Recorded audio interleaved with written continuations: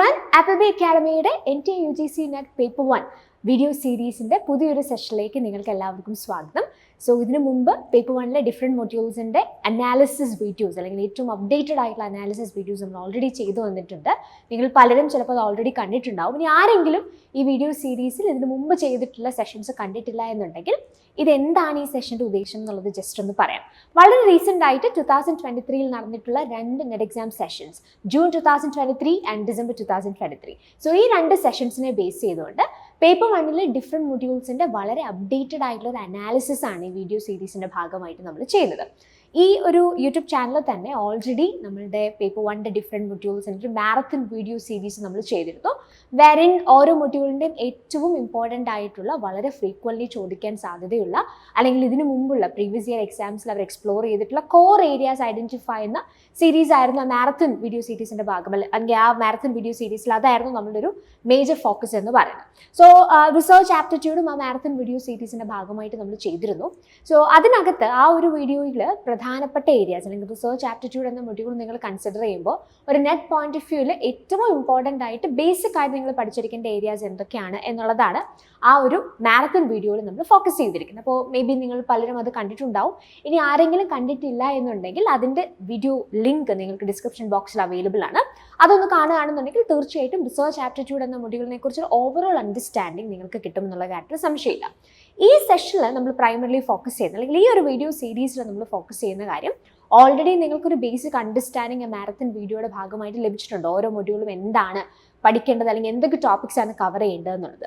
പക്ഷേ ഏറ്റവും റീസെൻ്റ് ആയിട്ടുള്ള എക്സാംസിനെ ബേസ് ചെയ്തുകൊണ്ട് എന്താണ് പുതുതായി പഠിക്കുന്നത്? നമുക്കറിയാം പേപ്പർ 1 നിങ്ങൾ ഓരോ സെഷൻസ് കഴിയുമ്പോഴും എന്തെങ്കിലുമൊക്കെ പുതുതായിട്ടുള്ള ചില കാര്യങ്ങൾ അല്ലെങ്കിൽ ഏരിയാസ് നമുക്ക് അവിടെ എക്സ്പ്ലോർ ചെയ്യാനായിട്ടുണ്ടാവും. അപ്പോൾ അത്തരത്തിൽ റിസർച്ച് ആപ്റ്റിറ്റ്യൂഡ് എന്ന മൊഡ്യൂളിലെ ഏറ്റവും അപ്ഡേറ്റഡ് ആയിട്ടുള്ള ഏരിയാസ് എന്തൊക്കെ, അല്ലെങ്കിൽ നിങ്ങൾ ഇനി അടുത്തൊരു എക്സാമിന് വേണ്ടി പഠിക്കുന്ന സമയത്ത് ആ മാരത്തൺ വീഡിയോ സെഷൻ്റെ ഭാഗമായിട്ട് അല്ലെങ്കിൽ മാരത്തൺ വീഡിയോയുടെ കൂടെ തന്നെ നിങ്ങൾ അറിഞ്ഞിരിക്കേണ്ട അപ്ഡേറ്റ് ചെയ്യേണ്ട ഏരിയാസ് എന്തൊക്കെയെന്നുള്ളതാണ് നമ്മൾ ഈ ഒരു സെഷനിൽ ഫോക്കസ് ചെയ്യാനായിട്ട് പോകുന്നത്. ഞാൻ ഓൾറെഡി പറഞ്ഞ റിസർച്ച് ആപ്റ്റിറ്റ്യൂഡാണ് ഈ സെഷനിൽ നമ്മൾ കൈകാര്യം ചെയ്യുന്ന മൊഡ്യൂൾ.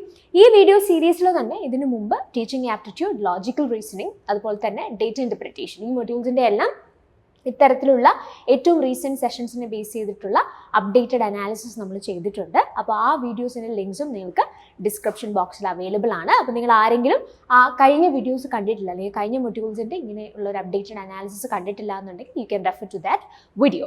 സോ നമുക്ക് ഇന്നത്തെ സെഷനിലേക്ക് പോകാം. സോ ഓൾറെഡി പറഞ്ഞതുപോലെ റിസർച്ച് ആപ്റ്റിറ്റ്യൂഡ് ആണ് നമ്മുടെ ഇന്നത്തെ ഫോക്കസ് എന്ന് പറയുന്നത്. Very recent exams 2023 June and December സെഷൻസിനെ ബേസ് ചെയ്തിട്ടാണ് നമ്മൾ ഈ ഒരു ഏരിയ ഈ സെഷനിൽ ഡീൽ ചെയ്യാനായിട്ട് പോകുന്നത്. അപ്പോൾ ആദ്യമായിട്ട് നമ്മൾ ഈ ഒരു റീസെൻറ്റ് എക്സാംസ് എക്സ്പ്ലോർ ചെയ്യുന്ന സമയത്ത് വളരെയധികം ക്വസ്റ്റ്യൻസ് ചോദിച്ച് കാണുന്ന ഒരു ഏരിയ ആണ് പ്ലേജറിസം എന്ന് പറയുന്നത്. സോ ഓഫ്കോഴ്സ് തീസിസ് റൈറ്റിങ്ങും അതുമായിട്ട് ബന്ധപ്പെട്ട കാര്യങ്ങളും റിസർച്ച് എത്തിക്സും ഒക്കെ നേരത്തെ തന്നെ വളരെ ഇമ്പോർട്ടൻ്റ് ആയി നമ്മൾ ഏരിയാസ് ഐഡൻറ്റിഫൈ ചെയ്യുമ്പോൾ പറയാറുള്ളതാണ്. അപ്പോൾ പ്ലേജറിസം ഓഫ്കോഴ്സ് അതിൻ്റെ ഭാഗമായി അല്ലെങ്കിൽ റിസർച്ച് എത്തിക്സിൻ്റെ ഭാഗമായിട്ട് വരുന്ന ഒരു ഏരിയ ആയിട്ട് നമുക്ക് ഐഡൻറ്റിഫൈ ചെയ്യാനായിട്ട് സാധിക്കും. പക്ഷേ എന്തുകൊണ്ടാണ് ഇപ്പോൾ ഒരു എംഫസിസ് ഇതിന് കൂടുതലായിട്ട് അല്ലെങ്കിൽ ഈ സെഷനിൽ എന്തുകൊണ്ട് പ്ലേജറിസം ഒരു ഏരിയ ആയിട്ട് നമ്മൾ ആഡ് ചെയ്യുന്നു എന്ന് ചോദിച്ചാൽ പണ്ടുണ്ടായിരുന്നതിനേക്കാൾ അധികമായിട്ട് ഒരു എംഫസിസ് പ്ലേജറിസം എന്ന് പറയുന്ന ഏരിയയ്ക്ക് റീസെൻറ്റ് എക്സാംസിൽ നമുക്ക് കാണാനായിട്ട് സാധിക്കും. എസ്പെഷ്യലി ഈ പ്ലേജറിസം റിലേറ്റഡ് ആയിട്ടുള്ള ചില ഇമ്പോർട്ടൻറ്റ് ഇനിഷ്യേറ്റീവ്സ് അല്ലെങ്കിൽ UGCയുടെ ചില റെഗുലേഷൻസുമായിട്ട് ബന്ധപ്പെട്ട ഐഡിയാസ് അവർ റീസെൻറ്റ് എക്സാംസിൽ എക്സ്പ്ലോർ ചെയ്യപ്പെടുന്നതായിട്ട് നമ്മൾ കാണാറുണ്ട്. അപ്പോൾ അതുകൊണ്ടാണ് പ്ലേജറിസം സോഫാർ നമ്മൾ മനസ്സിലാക്കിയിരുന്നത് എന്താണ് പ്ലേജറിസം അല്ലെങ്കിൽ എന്തൊക്കെ ടൈപ്സ് അതിനകത്ത് വരാൻ സാധ്യതയുണ്ട് എന്നുള്ളൊരു ഓവറോൾ അണ്ടർസ്റ്റാൻഡിങ്ങിന് അപ്പുറത്തേക്ക് കുറച്ചുകൂടെ സ്പെസിഫിക് ആയിട്ടുള്ള ചോദ്യങ്ങൾ ആ റെഗുലേഷനെ ബേസ് ചെയ്തുകൊണ്ട് ഈ വരുന്ന അല്ലെങ്കിൽ ഈ കഴിഞ്ഞ എക്സാംസിൽ ചോദിച്ചിട്ടുള്ളതായിട്ട് നമുക്ക് ഐഡൻറ്റിഫൈ ചെയ്യാൻ സാധിക്കും. അതങ്ങനെ തന്നെ അടുത്ത എക്സാംസിൽ വരാനായിട്ടുള്ള പോസിബിലിറ്റിയും വളരെ കൂടുതലാണ്. ബിക്കോസ് അത്രയധികം ക്വസ്റ്റ്യൻസ് വളരെ റീസെൻറ്റ് എക്സാമിൽ ഈ ഏരിയയിൽ നിന്ന് ചോദിച്ചിട്ടുണ്ട്. അപ്പോൾ before moving into plagiarism just ഒരു ഇൻട്രൊഡക്ഷൻ എന്നുള്ള നിലയിൽ പ്ലേജറിസം എന്ന് പറയുന്ന ഒരു ഏരിയ എന്തിൻ്റെ ഭാഗമായിട്ടാണ് വരുന്നത്? Of course it's A part of research ethics. അപ്പോൾ നമ്മൾ ഈ ഒരു ഏരിയാസ് ഐഡൻറ്റിഫൈ ചെയ്യുന്ന സമയത്ത് റിസർച്ച് എത്തിക്സ് എന്ന് പറയുന്ന ഒരു ഏരിയയുടെ ഭാഗമായിട്ടാണ് പ്ലേജറിസം വരുന്നത്. വേറെ രീതി നമുക്ക് വേണമെങ്കിൽ ഇങ്ങനെ പറയാം, റിസർച്ച് എത്തിക്സ് എന്ന് പറയുന്ന ഏരിയയിൽ വളരെയധികം പ്രോമിനൻ്റ്ലി അവർ ക്വസ്റ്റ്യൻ ചോദിക്കുന്ന ഒരു ഏരിയ ആയിട്ടാണ് പ്ലേജറിസം നമുക്ക് ഐഡൻറ്റിഫൈ ചെയ്യാനായിട്ട് സാധിക്കുന്നത്. അപ്പോൾ അതുകൊണ്ട് തന്നെ ക്വിക്ക്ലി നമുക്ക് നോക്കാം എന്താണ് ഈ റിസർച്ച് എത്തിക്സ് അല്ലെങ്കിൽ റിസർച്ച് എത്തിക്സ് നമ്മൾ പ്രൈമറിലി കൺസിഡർ ചെയ്യുന്ന ജെൻഡർ പ്രിൻസിപ്പിൾസ് എന്തൊക്കെയാണ്, ഈ എത്തിക്കൽ ഇഷ്യൂസ് എന്തൊക്കെയാണ്. ശരിക്കും പറഞ്ഞാൽ പ്ലേജറിസം എന്ന് പറഞ്ഞൊരു എത്തിക്കൽ ഇഷ്യൂ ആണ്. അപ്പോൾ അങ്ങനെയാണെങ്കിൽ പ്രധാനപ്പെട്ട എത്തിക്കൽ ഇഷ്യൂസ് എന്തൊക്കെ എന്ന് നമുക്ക് നോക്കാം. അങ്ങനെ സ്പെസിഫിക്കലി പ്ലേജറിസം എന്ന് പറയുന്ന ടോപ്പിക്കിനെ നമുക്ക് ഈ ഒരു ബ്രോഡ് ടോപ്പിക്കിലേക്ക് കൊണ്ട് ഫിക്സ് ചെയ്യാം. അല്ലെങ്കിൽ എവിടെയാണ് ഈ പ്ലേജറിസം നമുക്ക് ഐഡന്റിഫൈ ചെയ്യാൻ പറ്റുന്നത് നമുക്ക് നോക്കാം.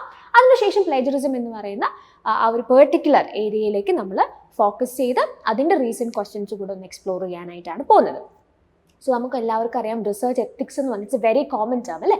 റിസർച്ച് എത്തിക്സ് എന്ന് പറഞ്ഞാൽ എന്താ, നമ്മളൊരു റിസർച്ച് ചെയ്യുന്ന സമയത്ത് ആസ് എ റിസർച്ചർ നമ്മൾ കീപ്പ് ചെയ്യേണ്ട ചില സ്റ്റാൻഡേർഡ്സ് ഓഫ് കോണ്ടക്റ്റ് ഉണ്ട്. അല്ലെങ്കിൽ ആ റിസർച്ചിൻ്റെ ഭാഗമായിട്ട് നമ്മൾ ചില എത്തിക്കൽ പ്രിൻസിപ്പിൾസ് ഫോളോ ചെയ്യേണ്ടതായിട്ടുണ്ട്. വേറിൻ നമ്മുടെ റിസർച്ചിൻ്റെ ഭാഗമാകുന്ന പാർട്ടിസിപ്പൻസ്, അവരുടെ ഡിഗ്നിറ്റി, അവരുടെ വെൽഫെയർ, അവരുടെ റൈറ്റ്സ്, ഇതിനൊക്കെ നമ്മൾ എന്ത് ചെയ്യണം ആസ് എ റിസർച്ചർ നമുക്ക് പ്രൊട്ടക്റ്റ് ചെയ്യാനായിട്ടുള്ള ഒരു കടമയുണ്ട്. അപ്പോൾ അതിനെയാണ് ഈ റിസർച്ച് എത്തിക്സ് എന്ന് പറയുന്ന ആശയം കൊണ്ട് നമ്മൾ ഉദ്ദേശിക്കുന്നത്. അപ്പോൾ നമ്മൾ റിസർച്ച് ചെയ്യുമ്പോൾ അതിൻ്റെ ഭാഗമാകുന്ന ആളുകളുടെ അവരുടെ ഒരു ഡിഗ്നിറ്റി, അല്ലെങ്കിൽ അവരുടെ ഒരു മേ ബി അവരുടെ വളരെ സെൻസിറ്റീവ് ആയിട്ടുള്ള ഇൻഫർമേഷൻ, അല്ലെങ്കിൽ അവരുടെ ഒരു പ്രിവസി, ഇതൊക്കെ നമ്മൾ എന്ത് ചെയ്യണം, വളരെയധികം പ്രൊട്ടക്ഷൻ അത് എൻഷുർ ചെയ്യണം. അത് ഇമ്പോർട്ടൻ്റ് ആയിട്ടൊരു കാര്യം. അപ്പം അത് അല്ലെങ്കിൽ അങ്ങനെയുള്ള ആസ്പെക്ട്സ് അല്ലെങ്കിൽ റിസർച്ചുമായിട്ട് ബന്ധപ്പെട്ട ഒരു സ്റ്റാൻഡേർഡ് ഓഫ് കോണ്ടക്റ്റ് ആണ് ബേസിക്കലി റിസർച്ച് എത്തിക്സ് എന്ന് പറയുന്ന ആശയം കൊണ്ട് നമ്മൾ ഉദ്ദേശിക്കുന്നത്. അപ്പോൾ എന്തൊക്കെയാണ് ക്വിക്ക്ലി നമുക്ക് നോക്കാം, എന്തൊക്കെയാണ് ഈ റിസർച്ച് എത്തിക്സിൽ വരുന്ന പ്രധാനപ്പെട്ട പ്രിൻസിപ്പിൾസ് എന്നുള്ളത് നമുക്ക് നോക്കാം.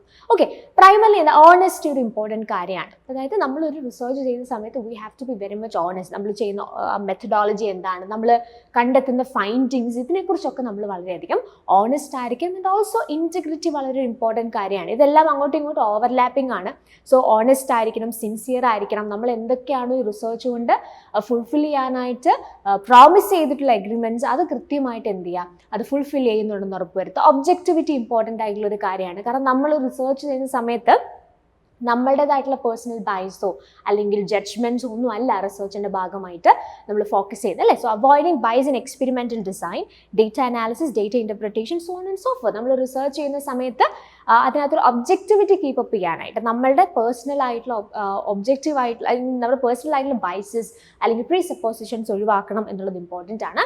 വളരെ സിഗ്നിഫിക്കൻ്റ് ആയിട്ടുള്ള മറ്റൊരു പ്രിൻസിപ്പിളാണ് ഇൻഫോംഡ് കൺസെൻറ്റ് എന്ന് പറയുന്നത്. അതായത് നമ്മൾ റിസർച്ച് നടത്തുന്ന സമയത്ത് നമ്മളിപ്പം നമ്മളുടെ ആ ഒരു റിസർച്ചിൻ്റെ ഭാഗമായിട്ട് അസോസിയേറ്റ് ചെയ്യുന്ന ആളുകളോട് കൃത്യമായിട്ട് അവരുടെ ഒരു കൺസെൻറ്റോടു കൂടി ആയിരിക്കണം അവർ ഈ റിസർച്ചിൽ പങ്കെടുക്കുന്നത്. എന്ന് പറഞ്ഞാൽ ഈ റിസർച്ചിൻ്റെ ഉദ്ദേശം എന്താണ്, അല്ലെങ്കിൽ എന്താണ് ഇതിൻ്റെ ഒബ്ജക്റ്റീവ്സ്, അല്ലെങ്കിൽ ഈ ഒരു റിസർച്ചിൽ ഇവരുടെ റോൾ എന്താണ്, അല്ലെങ്കിൽ എന്തൊക്കെ ബെനിഫിറ്റ്സ് ആണ് ഇവർക്ക് ഉണ്ടാവാൻ സാധ്യതയുള്ളത്.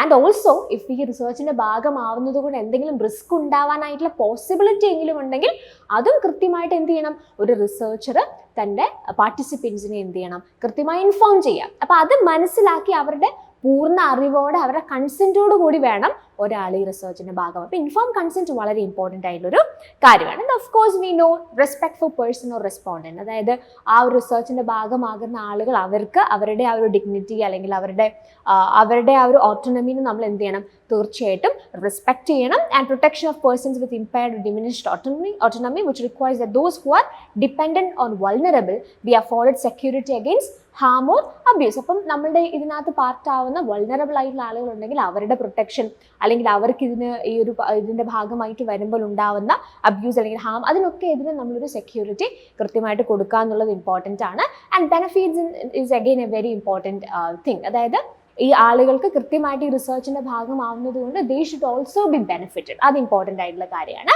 പിന്നെ പ്രൊട്ടക്റ്റിംഗ് ദി സബ്ജക്ട്സ്, അവർക്ക് നമ്മുടെ ഈ ഒരു പെർട്ടിക്കുലർ റിസർച്ചിൻ്റെ ഭാഗമാകുന്നത് കൊണ്ട് അവർക്ക് വേറെ തരത്തിലുള്ള പ്രോബ്ലംസ് ഒന്നും ഉണ്ടാവുന്നില്ല, അല്ലെങ്കിൽ അങ്ങനെ ഉണ്ടാകാൻ സാധ്യതയുള്ള റിസ്കുകളൊക്കെ എന്ത് ചെയ്യുക, മിനിമൈസ് ചെയ്യാനായിട്ടുള്ള റെസ്പോൺസിബിലിറ്റി ആർക്കുണ്ട്, ഒരു റിസർച്ചറിനുണ്ട്. ആൻഡ് റെസ്പോൺസിബിൾ പബ്ലിക്കേഷൻ ഇമ്പോർട്ടൻ്റ് ആണ്. ഡ്യൂപ്ലിക്കേറ്റ് ആയിട്ടുള്ള പബ്ലിക്കേഷൻസ് ഒന്നും പാടില്ല. വളരെ അതിനകത്തും സിൻസിയർലി റെസ്പോൺസിബിൾ ആയിട്ടുള്ള ഒരു പബ്ലിഷിംഗ് വളരെ സിഗ്നിഫിക്കൻ്റ് ആയിട്ട് നമ്മൾ ഐഡൻറ്റിഫൈ ചെയ്യാറുണ്ട്. ഇനി നമ്മുടെ റിസർച്ചിൻ്റെ ഭാഗമാകുന്ന ആളുകൾക്ക് അവരുടെ അനോണിമിറ്റി പ്രൊട്ടക്റ്റ് ചെയ്യുക. അതായത് നമ്മൾ പാർട്ടിസിപ്പൻസ് ആയിട്ടുള്ള ആളുകളുടെ പേഴ്സണൽ ആയിട്ടുള്ള ഡീറ്റെയിൽസ് അല്ലെങ്കിൽ അവരുടെ പേരോ അല്ലെങ്കിൽ അവരുടെ മറ്റ് ഇൻഫർമേഷൻ ഒന്നും മാക്സിമം റിവീൽ ചെയ്യാതെ, അവരുടെ ഐഡൻറ്റിറ്റി റിവീൽ ചെയ്യാതെ അവരുടെ അനോണിമിറ്റിനെ പ്രൊട്ടക്റ്റ് ചെയ്യുക എന്നുള്ളതൊരു ഇമ്പോർട്ടൻറ്റ് കാര്യമാണ്. കോൺഫിഡൻഷ്യാലിറ്റി, ഇൻഫർമേഷൻ കോൺഫിഡൻഷ്യൽ ആയിട്ട് സൂക്ഷിക്കേണ്ട കാര്യങ്ങൾ കോൺഫിഡൻഷ്യൽ ആയി തന്നെ സൂക്ഷിക്കുക. ആൻഡ് ഓൾസോ നോൺ ഡിസ്ക്രിമിനേഷൻ ഒരു ഇമ്പോർട്ടൻറ്റ് കാര്യമാണ്. ദെൻ ഓപ്പൺനെസ്, ഇതൊക്കെ വളരെ ജനറൽ ആയിട്ടുള്ള ടേംസ് ആണ്. പിന്നെ carefulness and respect for intellectual property. ഇവിടെയാണ് ശരിക്കും പറഞ്ഞാൽ ഈ പ്ലേജറിസം എന്ന് പറയുന്ന ഒരു ഇഷ്യൂ നമ്മൾ ഐഡന്റിഫൈ ചെയ്യുന്നത് അല്ലേ. അതായത് ഇന്റലക്ച്വൽ പ്രോപ്പർട്ടി ആണെന്നുണ്ടെങ്കിൽ we have to respect that. എവിടെന്നെങ്കിലും മറ്റൊരാളുടെ ഒരു തോട്ടോ അല്ലെങ്കിൽ മറ്റൊരാളുടെ ഐഡിയയോ നമ്മൾ എന്ത് ചെയ്യാണ് എടുക്കുകയാണെന്നുണ്ടെങ്കിൽ അത് നമ്മൾ എടുക്കുന്ന സമയത്ത് കൃത്യമായിട്ട് അത് അക്നോളജ് ചെയ്യുക എന്നുള്ളത് വളരെ ഇമ്പോർട്ടൻ്റ് ആയിട്ടുള്ള ഒരു കാര്യമാണ്.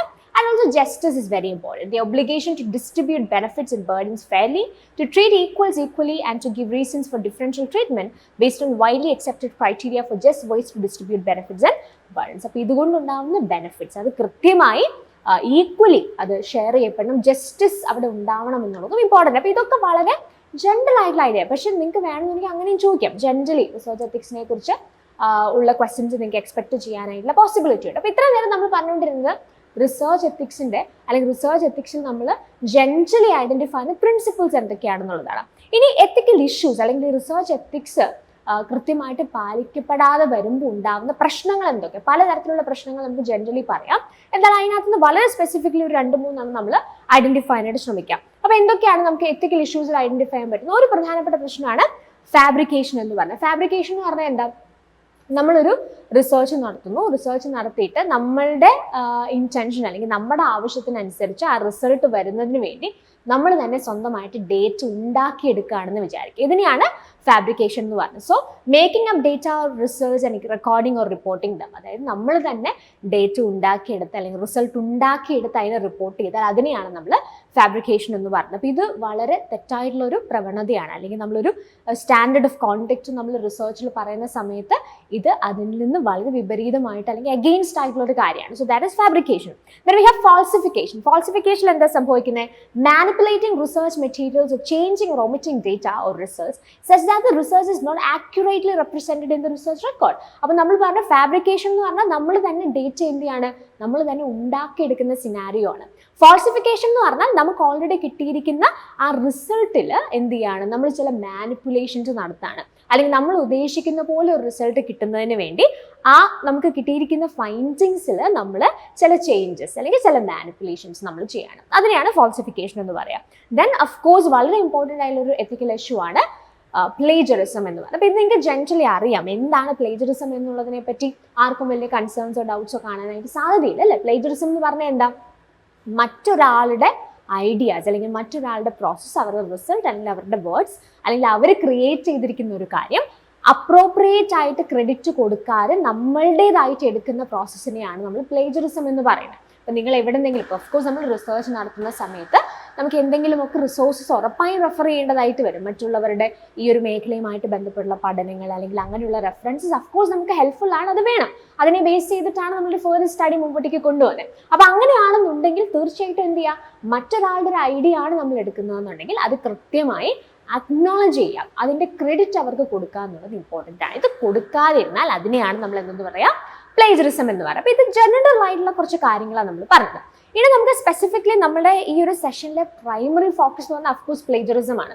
ഇനി ഈ പ്ലേജറിസത്തിൽ തന്നെ എന്ത് പഠിക്കണം? പ്ലേജറിസം എന്ന് പറഞ്ഞ ഏരിയ തന്നെ നമുക്ക് പല രീതിയിൽ അതിനെ ഐഡന്റിഫൈ ചെയ്യാനായിട്ട് സാധിക്കും, പഠിക്കാനായിട്ട് സാധിക്കും. പക്ഷെ നെറ്റിന് റീസെന്റ് ആയിട്ടുള്ള ക്വസ്റ്റ്യൻസ് നിങ്ങൾ ഐഡന്റിഫൈ ചെയ്യുമ്പോൾ വളരെ സ്പെസിഫിക്കലി ഈ ഏരിയയിൽ നിന്ന് അവർ ചോദിക്കുന്ന ക്വസ്റ്റ്യൻസ് എല്ലാം എവിടെ നിന്നാണ് വരുന്നത്? It is based on UGC regulation 2018 on plagiarism. അതായത് പ്ലേജറിസം റിലേറ്റഡ് ആയിട്ടുള്ള ഒരു നല്ല ശതമാനം ക്വസ്റ്റ്യൻസും ഈ ഒരു ഏരിയനെ ബേസ് ചെയ്തിട്ടാണ്. അതായത് 2018 ഉണ്ടായ UGC റെഗുലേഷൻ, പ്ലേജറിസം റിലേറ്റഡ് ആയിട്ടുള്ള UGC റെഗുലേഷനിൽ കൃത്യമായി പ്ലേജറിസത്തെ കുറിച്ച് ചില ഐഡിയാസ് അവർ പറയുന്നുണ്ട്. പ്ലേജറിസത്തിൻ്റെ ചില ലെവൽസിനെ കുറിച്ച് അവർ സംസാരിക്കുന്നുണ്ട്.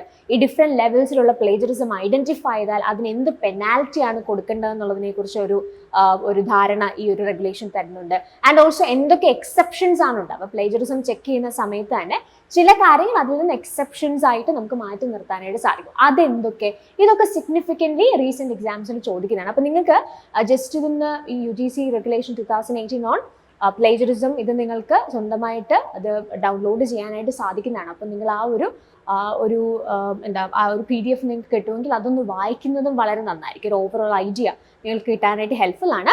പക്ഷേ ഈ സെഷനിൽ വളരെ സ്പെസിഫിക്കലി നമ്മൾ എന്തായാലും എക്സാമിൽ ചോദിക്കുന്ന കാര്യങ്ങളൊക്കെ അത്യാവശ്യം ഇതിൽ തന്നെ ഒന്ന് കവർ ചെയ്യാനായിട്ട് ശ്രമിക്കുന്നുണ്ട്. പക്ഷേ അത് ഒറിജിനൽ ആയിട്ടുള്ള ഒരു PDF അവൈലബിൾ ആയിട്ടുള്ള നിങ്ങൾ വായിക്കുമെങ്കിൽ അത് വളരെയധികം കുറച്ചുകൂടെ ഹെൽപ്ഫുൾ ആയിരിക്കും. എനിവേ നമുക്ക് ഈ ഒരു സെഷനിൽ പ്രൈമറിലി ആദ്യം നമ്മൾ നോക്കാനായിട്ട് പോകുന്ന ലെവൽസ് ഓഫ് പ്ലേജറിസം ആണ്. അതായത് പ്ലേജറിസത്തെ അതിൻ്റെ സിവിയറിറ്റിയുടെ ബേസിൽ അതിനെ ക്വാണ്ടിഫൈ ചെയ്ത് ഒരു അസെൻഡിങ് ഓർഡറിൽ ഡിഫൈൻ ചെയ്യുന്ന ഒരു പ്രോസസ്സ് നമുക്ക് UGC റെഗുലേഷനിൽ കാണാനായിട്ട് സാധിക്കും. So plagiarism would be quantified into following levels in ascending order of severity for the purpose of its definition. അപ്പം ആ ലെവൽസിനെ ബേസ് ചെയ്ത് നിങ്ങൾക്ക് ക്വസ്റ്റ്യൻസ് വരാം. അതായത് ഇത്ര ശതമാനത്തിന് മുകളിലാണെങ്കിൽ ഇത് പ്ലേജറിസം ഏത് ലെവലാണെന്ന് വേണമെങ്കിൽ ചോദിക്കാം. അല്ലെന്നുണ്ടെങ്കിൽ ഒരു പെർട്ടിക്കുലർ ലെവൽ തന്നിട്ട് ഈ ലെവലിലുള്ള പ്ലേജറിസം എന്ന് പറഞ്ഞത് എത്ര പെർസെൻറ്റേജ് ആണെന്ന് വേണമെങ്കിൽ ചോദിക്കാം. ഇങ്ങനെ പല രീതിയിൽ ഇതിൽ നിന്ന് തന്നെ ക്വസ്റ്റ്യൻസ് നമുക്ക് കാണാനായിട്ട് സാധിക്കും. അപ്പോൾ നമ്മളിവിടെ ഓൾറെഡി പറഞ്ഞു, ഈ പ്ലേജറിസം അല്ലെങ്കിൽ ഈ ഒരു സിമിലാരിറ്റി ചെക്ക് ചെയ്യുന്ന സമയത്ത് അതിൻ്റെ സിവിയറിറ്റിനെ ബേസ് ചെയ്തിട്ട് നമുക്ക് എന്ത് ചെയ്യാം, ഈ പ്ലേജറിസത്തെ ഒരു ക്വാണ്ടിഫൈ അതിൻ്റെ ഒരു അസെൻഡിങ് ഓർഡറിൽ നമുക്ക് ഡിഫറെൻറ്റ് ലെവൽസ് ആയിട്ട് ഐഡൻറ്റിഫൈ ആയിട്ട് സാധിക്കും. ലെവൽ 0 എന്ന് പറഞ്ഞാൽ എന്താ, സിമിലാരിറ്റീസ് അപ് ടു 10%. അതായത് ഈ പ്ലേജറിസം ചെക്ക് ചെയ്യുന്ന സമയത്ത് 10% വരെ സിമിലാരിറ്റി ഉണ്ടെങ്കിൽ അതിനെയാണ് ലെവൽ 0 ആയിട്ട് നമ്മൾ കൺസിഡർ ചെയ്യുന്നത്. അതിന് നമ്മൾ മൈനർ സിമിലാരിറ്റീസ് എന്ന് കൺസിഡർ ചെയ്യുക. അതിന് പ്രത്യേകിച്ച് പെനാൽറ്റിയോ അങ്ങനത്തെ കാര്യങ്ങളൊന്നും കൺസിഡർ ചെയ്യാറില്ല. ലെവൽ 1 എന്ന് പറഞ്ഞാൽ similarities above 10% to 40%. Plagiarism check ചെയ്യുന്ന സമയത്ത് ഇതിനകത്ത് സിമിലാരിറ്റി അല്ലെങ്കിൽ പ്ലേജറിസം ഒരു 10% മുതൽ 40% വരെ ഐഡന്റിഫൈ ചെയ്താൽ അത് ലെവൽ 1 ആണ്, ഈ ലെവൽസ് ഓഫ് പ്ലേജറിസത്തിൽ. ലെവൽ 2 എന്ന് പറഞ്ഞാൽ സിമിലാരിറ്റീസ് എബവ് 40% to 60%, 40 മുതൽ 60% വരെ സിമിലാരിറ്റീസ് ഉണ്ടെങ്കിൽ that is level 2. Similarities above 60%, 60% മുകളിൽ സിമിലാരിറ്റീസ് ഉണ്ടെങ്കിൽ ഈ ലെവൽസ് ഓഫ് പ്ലേജറിസത്തിൽ അത് എവിടെയാണ് വരിക, ലെവൽ 3യിലാണ് വരിക. അപ്പോൾ നമ്മൾ ഓൾറെഡി പറഞ്ഞു പ്ലേജറിസത്തിൻ്റെ ഈ ഡിഫറെൻറ്റ് ലെവൽസ് വളരെ ഇമ്പോർട്ടൻ്റ് ആണ്. അപ്പോൾ ഇത് ഓരോന്നും നിങ്ങൾ പഠിക്കുക, ഈ ഓരോ ലെവൽസ് അത് എത്ര പെർസെൻറ്റേജ് സിമിലാരിറ്റിയാണ് കാണിക്കുന്നത് എന്നുള്ളത് കൃത്യമായിട്ട് ഓർക്കാം. ഇനി അടുത്തൊരു ഇമ്പോർട്ടൻറ്റ് കാര്യമാണ്, ഈ പ്ലേജറിസത്തിൽ നമുക്ക് സിമിലാരിറ്റി ചെക്സ് നടത്തുമ്പോൾ ചില എക്സ്ക്ലൂഷൻസ് നമുക്ക് കാണാനായിട്ട് സാധിക്കും. So similarity checks for exclusion from plagiarism, അതായത് ചില കാര്യങ്ങൾ ഈവൻ സിമിലർ ആണെങ്കിലും അത് പ്ലേജറിസം ആയിട്ട് കൺസിഡർ ചെയ്യപ്പെടില്ല. അത് ഏതൊക്കെയാണെന്നുള്ളതാണ് ഇവിടെ കൊടുത്തിരിക്കുന്നത്. All quoted work reproduce with all necessary permission and or attribution, all references, bibliography, table of content, preface and acknowledgements, all generic terms, law, standards, simples and standards, equations. അപ്പോൾ ഒന്ന് especially ഇപ്പം നമ്മൾ specifically പറയുന്ന കാര്യം, നമ്മൾ എവിടെന്നെങ്കിലും ഒരു വർക്കിൽ നിന്ന് നമ്മൾ എന്തെങ്കിലും ഒരു കാര്യം കോട്ട് ചെയ്തിട്ട് അത് പ്രോപ്പറായിട്ടുള്ള പെർമിഷനോട് കൂടി അല്ലെങ്കിൽ ആട്രിബ്യൂഷനോട് കൂടിയാണ് കോട്ട് ചെയ്തിരിക്കുന്നതെന്നുണ്ടെങ്കിൽ നോ ഇഷ്യൂസ്. അതിനെ നമ്മൾ സിമിലാരിറ്റി ഉണ്ടെങ്കിൽ നമ്മളത് കൺസിഡർ ചെയ്യില്ല പ്ലേജറിസമായിട്ട്, ബിക്കോസ് അവിടെ പ്രോപ്പറായിട്ട് നമ്മൾ അതിൻ്റെ ഒരു ക്രെഡിറ്റ് കൊടുത്തിട്ടുണ്ടെങ്കിൽ ആട്രിബ്യൂഷൻ നമ്മൾ ചെയ്തിട്ടുണ്ട്. അപ്പോൾ ഇറ്റ്സ് കംപ്ലീറ്റ്ലി ഫൈൻ. പിന്നെ എന്തെങ്കിലും റെഫറൻസ് അല്ലെങ്കിൽ ബിബ്ലിയോഗ്രഫി, പ്രിഫേസ്, കോണ്ടന്റുകളൊക്കെ നമ്മൾ അത്തരത്തിൽ അല്ലെങ്കിൽ ടേബിൾ ഓഫ് കോണ്ടന്റ് അത് നമ്മൾ വേറെ എവിടെയെങ്കിലും റെഫറൻസ് ഒക്കെ എടുത്തിട്ട് അതിവിടെ മെൻഷൻ ചെയ്യുമ്പോൾ മറ്റൊരാളുടെ വർക്കും കാര്യങ്ങളൊക്കെയാണ് മെൻഷൻ ചെയ്യുന്നത്. പക്ഷേ ഇറ്റ്സ് കംപ്ലീറ്റ്ലി ഫൈൻ. അപ്പോൾ അത് നമ്മൾ എന്താ ഒരു എക്സെപ്ഷൻ ആയിട്ട് കൺസിഡർ ചെയ്യുക. റെഫറൻസുകൾ അല്ലെങ്കിൽ bibliography, table of content, preface, acknowledgements ഒക്കെ ഉണ്ടല്ലോ. അപ്പോൾ അങ്ങനെയുള്ള കാര്യങ്ങളൊക്കെ അതൊക്കെ ഒരു ജനറൽ പാറ്റേൺ ആയിരിക്കും പലപ്പോഴും നമുക്ക് ഐഡന്റിഫൈ ചെയ്യാൻ പറ്റുന്നത്. സോ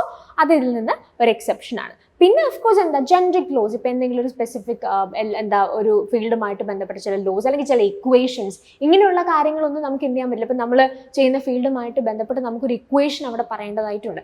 അപ്പോൾ ആ ഇക്വേഷൻ നമുക്ക് പറഞ്ഞാൽ അത് ചെയ്യാനായിട്ട് സാധിക്കില്ല. അപ്പോൾ അത് സിമിലർ ആയിട്ട് വേറെ സ്ഥലങ്ങളിൽ ഉപയോഗിച്ചിട്ടുണ്ട്, പക്ഷെ അതിന് നമുക്കൊരു പ്ലേജറിസമായിട്ട് ഐഡന്റിഫൈ ചെയ്യാനായിട്ട് സാധിക്കില്ല. സിമ്പിൾസ് അല്ലെങ്കിൽ ഈ പറഞ്ഞ പോലെ ഇക്വേഷൻസ്, ജനറിക് ടേംസ്, ഇതൊക്കെ എന്താണ് പ്ലേജറിസത്തിൽ നിന്നുള്ള എക്സ്ക്ലൂഷൻ ആയിട്ടാണ് നമ്മൾ കൺസിഡർ ചെയ്യുന്നത്. Okay, so the research work carried out by the student, faculty, researcher and staff shall be based on original ideas, which shall include abstract, summary, hypothesis, observations, results, conclusion and recommendations only and shall not have any similarities. അപ്പോൾ അതിനകത്ത് ആ ഒരു specifically അവർ പറഞ്ഞിരിക്കുന്നതാണ്. ഇത് researchers അതുപോലെ staff, faculty, students ഒക്കെ ചെയ്യുന്ന ഇത്തരത്തിലുള്ള research വർക്കുകളിൽ അതൊരു ഒതൻറ്റിക് ആയിട്ടുള്ള റിസൾട്ടായിട്ട് ഐഡൻറ്റിഫൈ നമുക്ക് സാധിക്കണം. അല്ലെങ്കിൽ അതിനകത്ത് ഇത്തരത്തിലുള്ള കോപ്പിയിങ് അല്ലെങ്കിൽ ഈ പറഞ്ഞിരിക്കുന്ന പ്ലേജറിസം, ഒരു സിമിലാരിറ്റീസ് അങ്ങനെ നമ്മൾ ഐഡന്റിഫൈ ആയിട്ട് പാടില്ല.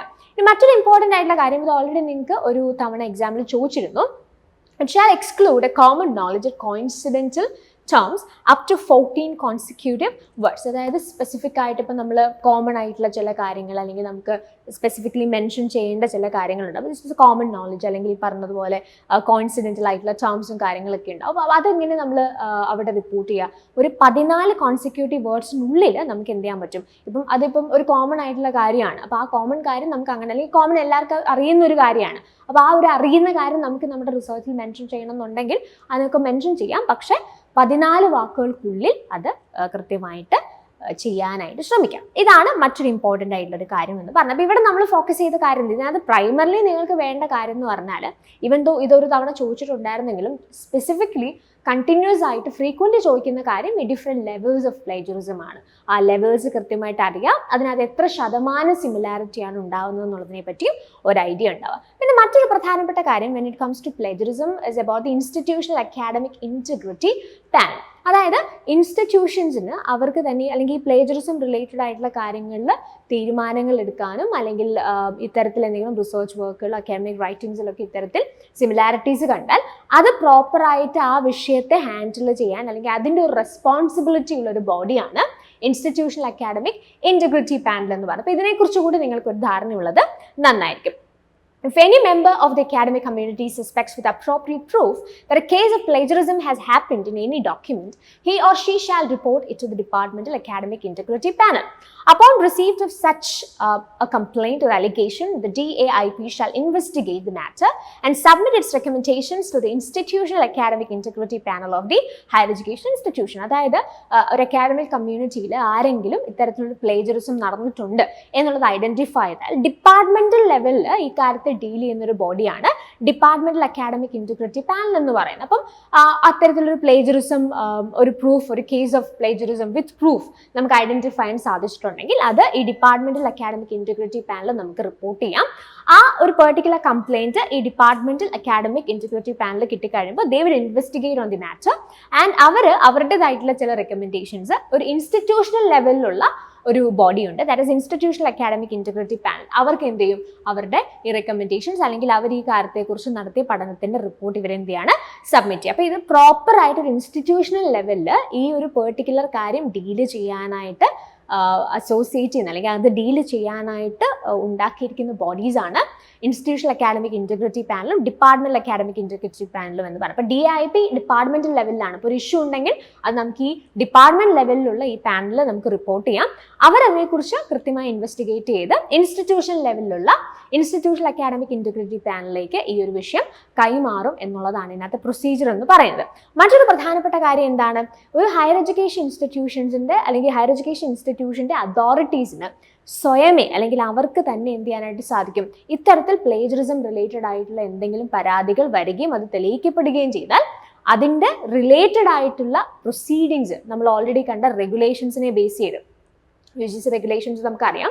അപ്പോൾ ആ റെഗുലേഷൻസിനെ ബേസ് ചെയ്ത് ഫർദർ പ്രൊസീഡിങ്സ് ചെയ്യാനായിട്ടുള്ള എല്ലാ അധികാരവും ആ ഹയർ എഡ്യൂക്കേഷൻ ഇൻസ്റ്റിറ്റ്യൂഷൻ അതോറിറ്റീസിനാണ് ഉള്ളത്. Similarly proceedings can also be initiated by the higher education institution on the basis of findings of an examiner. All such cases will be investigated by the IAIP. അപ്പം ഇത്തരത്തിൽ പ്ലേജറിസം ആയിക്കോട്ടെ മറ്റെന്ത് തരത്തിലുള്ള ഇത്തരത്തിലുള്ള ഈ റിസർച്ച് എത്തിക്സ് അല്ലെങ്കിൽ ജനറൽ എത്തിക്സിന് വെളിയിലുള്ള കാര്യങ്ങൾ ഒരു ഇൻസ്റ്റിറ്റ്യൂഷനിൽ ആരാണ്, IAIP ആണ് ഇൻസ്റ്റിറ്റ്യൂഷൻ ലെവലിൽ ആ കാര്യങ്ങൾ ഡീൽ ചെയ്യുക. നമ്മൾ ഓൾറെഡി പറഞ്ഞതുപോലെ the authorities of higher education institutions can also take zero motu notice of an act of plagiarism and they can initiate proceedings under these regulations. അപ്പോൾ നമ്മൾ ഓൾറെഡി പറഞ്ഞ റെഗുലേഷൻസിനെ ബേസ് ചെയ്തുകൊണ്ട് ഇത്തരത്തിൽ ഒരു പ്ലേജറിസം അല്ലെങ്കിൽ ഈ സിമിലാരിറ്റി ചെക്ക് നടത്തുന്ന സമയത്തിൽ ഏത് ലെവലാണ് എന്നുള്ളത് ഐഡന്റിഫൈ ചെയ്ത് അതിന് പ്രോപ്പറായിട്ട് വേണ്ട പെനാലിറ്റീസ് അല്ലെങ്കിൽ അതിൻ്റെ പ്രൊസീഡിങ്സ് ചെയ്യാനായിട്ടുള്ള ഒരു അധികാരം അല്ലെങ്കിൽ അതിൻ്റെ റെസ്പോൺസിബിലിറ്റി ഓരോ ഹയർ എഡ്യൂക്കേഷൻ ഇൻസ്റ്റിറ്റ്യൂഷൻസിനും ഉണ്ട് എന്നുള്ളതാണ് ഇവിടെ സ്പെസിഫിക്കലി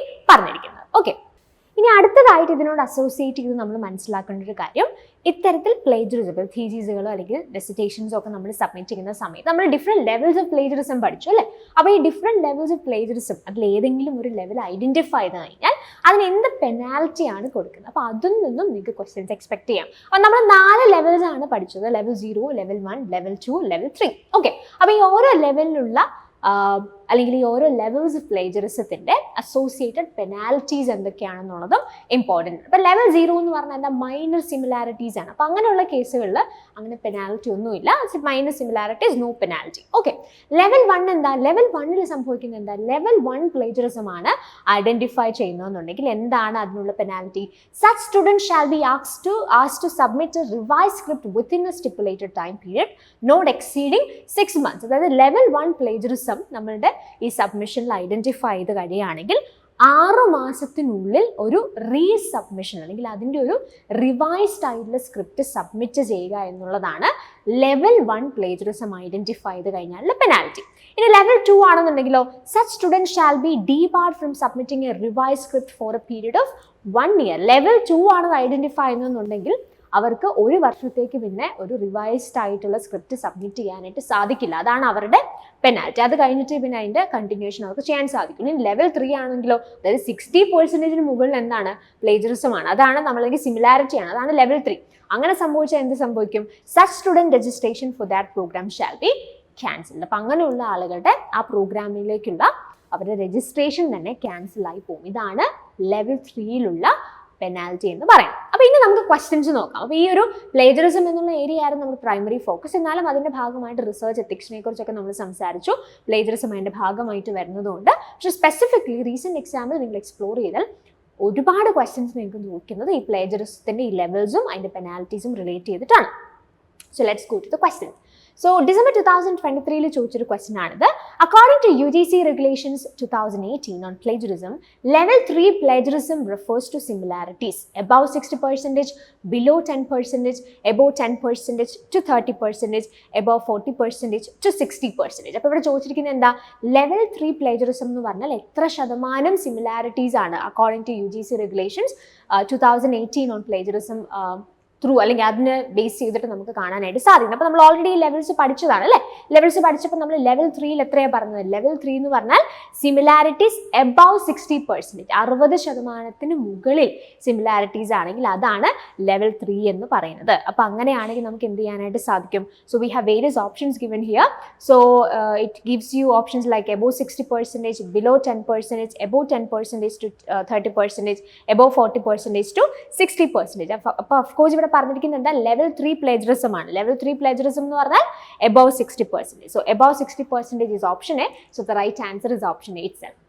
ഓക്കെ, അപ്പോൾ നമ്മൾ ഓപ്ഷൻ എ ആണെന്നുള്ളത് ഓൾറെഡി പറഞ്ഞു. അടുത്ത ക്വസ്റ്റ്യൻ ഡിസംബർ 2023 തന്നെ ചോദിച്ചതാണ്. Which of the following sections of a research report are not considered for similarity checks while detecting plagiarism? And we have the options: abstract, all generic terms, laws, observations, conclusions, bibliography. അപ്പോൾ ഇവിടെ പറഞ്ഞിരിക്കുന്നത് എന്താ? നമുക്ക് ഈ plagiarism detect ചെയ്യുന്ന സമയത്ത് similarity ചെക്കിൽ അവർ പരിഗണിക്കാത്ത മേഖലകൾ അല്ലെങ്കിൽ പരിഗണിക്കാത്ത സെക്ഷൻസ് ഏതൊക്കെയാണ് എന്നുള്ളതാണ് ചോദിച്ചിരിക്കുന്നത്. അപ്പോൾ നമ്മൾ ഓൾറെഡി സിമിലാരിറ്റി ചെക്കിനെ കുറിച്ച് പറഞ്ഞപ്പോൾ അതിനകത്ത് എക്സ്ക്ലൂഡ് ചെയ്യുന്ന അല്ലെങ്കിൽ അവർ എക്സ്ക്ലൂഡ് ചെയ്ത് നിർത്തുന്ന സിമിലാരിറ്റി ചെക്കിൽ പരിഗണിക്കാത്ത ഏരിയാസിനെ കുറിച്ച് നമ്മൾ പറഞ്ഞായിരുന്നു. അപ്പം ആ തന്നിരുന്ന ഒരു രണ്ട് മൂന്ന് സ്റ്റേറ്റ്മെന്റ്സ് ആയിട്ടാണ് നമ്മൾ ഐഡന്റിഫൈ ചെയ്തത്. സോ അതിനകത്ത് സ്പെസിഫിക്കലി പറഞ്ഞിരിക്കുന്ന സെക്ഷൻസ് ഏതൊക്കെയാണ്? ഓൾ ജനറിക് ടേംസ് ലോസ്, അത് എക്സ്ക്ലൂഡഡ് ആണ്. ദെൻ ബിബ്ലിയോഗ്രഫി എന്താണ്? റിസർച്ച് റിപ്പോർട്ടിൻ്റെ ആ സെക്ഷനും ഈ സിമിലാരിറ്റി ചെക്കിൽ അല്ലെങ്കിൽ പ്ലേജറിസം ഡിറ്റക്ട് ചെയ്യുന്ന ഭാഗമായിട്ട് നമ്മൾ ചെക്ക് ചെയ്യാതെ മാറ്റി നിർത്തുന്ന ഏരിയ ആണ്. സോ ഓൾ ജനറിക് ടേംസ് ലോസും ബിബ്ലിയോഗ്രഫിയുമാണ് ഇതിൻ്റെ ആൻസർ ആയിട്ട് വരുന്നത്. So B and E only will be the right answer. B and E only is option B. So the right answer is option B itself. Moving to the next question, June 2023 ചോദിച്ചതാണ്. The similarity of 57% is detected in the thesis submitted by a student. As per UGC regulation 2018 on plagiarism, the student has committed plagiarism of level. അപ്പോൾ ഇവിടെ പറഞ്ഞിരിക്കുന്നത് എന്താ?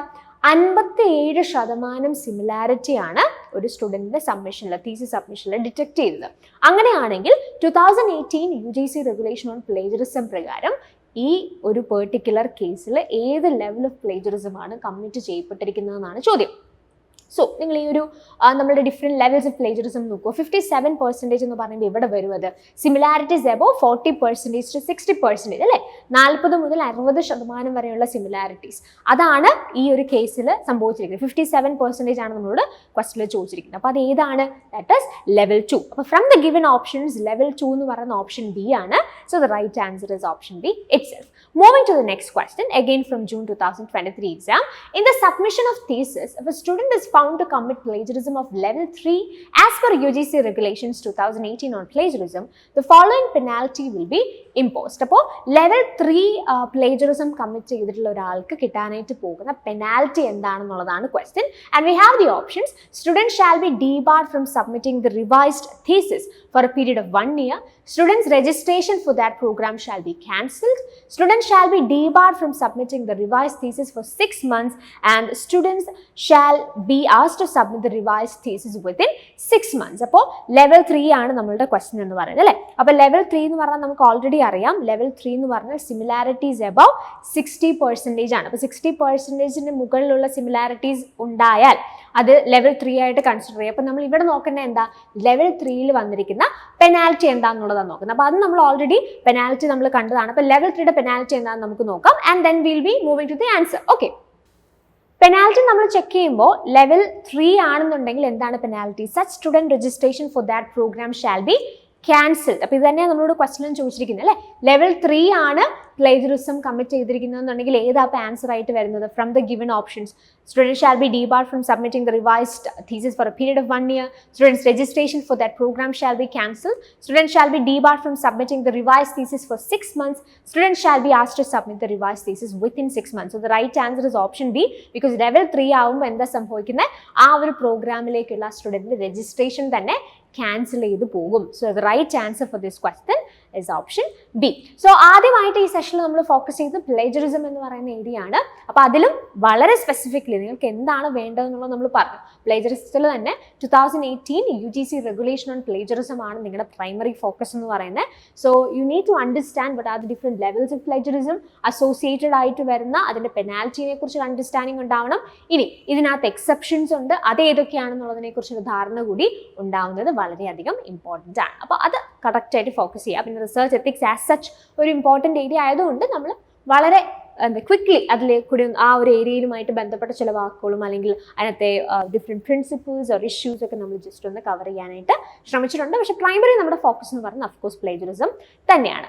Now we are moving to the next area.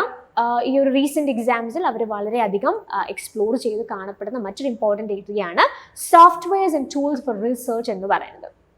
So നിങ്ങൾ ഇതിനു മുമ്പ് നമ്മൾ ചെയ്തിട്ടുള്ള teaching aptitude എന്ന് പറയുന്ന മൊഡ്യൂളിൻ്റെ ഈ ഒരു അപ്ഡേറ്റഡ് അനാലിസിസ് കാണുകയാണെങ്കിൽ അവിടെയും വളരെ സ്പെസിഫിക്കലി ഇങ്ങനെയുള്ള ഡിജിറ്റൽ ടൂൾസ് അല്ലെങ്കിൽ സോഫ്റ്റ്വെയർസിനെ കുറിച്ച് ഉള്ള ക്വസ്റ്റ്യൻസ് വളരെ റീസെൻറ്റ് എക്സാംസിൽ അവർ എക്സ്പ്ലോർ ചെയ്യുന്നതായിട്ട് നമുക്ക് കാണാനായിട്ട് സാധിക്കും. ഇങ്ങനെ ICT അല്ലെങ്കിൽ ഇത്തരത്തിലുള്ള സോഫ്റ്റ്വെയർസോ ടൂൾസ് അതെന്തുമാത്രം ഈ ഏരിയസിലൊക്കെ നമുക്ക് യൂസ്ഫുൾ ആവുന്നുണ്ട്, അല്ലെങ്കിൽ ആ ഒരു ഏരിയയുമായിട്ട് ബന്ധപ്പെട്ട് നമുക്ക് ഉപയോഗിക്കാൻ സാധിക്കുന്ന ഒരു ഇത്തരത്തിൽ സോഫ്റ്റ്വെയർസ് ടൂൾസിനെ കുറിച്ചൊരു understanding, B it in teaching or it in research, ഇത് വളരെ സിഗ്നിഫിക്കൻ്റ്ലി അവർ എക്സ്പ്ലോർ ചെയ്യുന്നതായിട്ട് നമുക്ക് കാണാനായിട്ട് സാധിക്കും. ICT ഇനേബിൾഡ് ആയിട്ടുള്ള ടീച്ചിങ് ഓർ ICT ഇനേബിൾഡ് ആയിട്ടുള്ള റിസർച്ച് ഒക്കെ വളരെയധികം റീസെൻറ്റ് എക്സാംസിൽ അവർ എക്സ്പ്ലോർ ചെയ്യുന്നതായിട്ടാണ് നമുക്ക് മനസ്സിലാക്കാനായിട്ട് കഴിയുന്നത്. അപ്പോൾ ടീച്ചിങ് റിലേറ്റഡ് ആയിട്ടുള്ള ചില ഇമ്പോർട്ടൻറ്റ് ഡിജിറ്റൽ ടൂൾസ് ഒക്കെ നമ്മൾ അവിടെ തന്നെ പഠിച്ചിരുന്നു. സോ അതുപോലെ തന്നെ അതിനോട് പാരലൽ ആയിട്ട് റിസർച്ചിലും നിങ്ങൾക്ക് ഇമ്പോർട്ടൻ്റ് ആയിട്ട് യൂസ് ചെയ്യുന്ന സോഫ്റ്റ്വെയർസ് ആൻഡ് ടൂൾസിനെ കുറിച്ച് വളരെ സിഗ്നിഫിക്കൻ്റ് ആയിട്ടുള്ള ഒരു അണ്ടർസ്റ്റാൻഡിങ് ഉണ്ടാവേണ്ടത് വളരെയധികം ഇമ്പോർട്ടൻ്റ് ആണ്.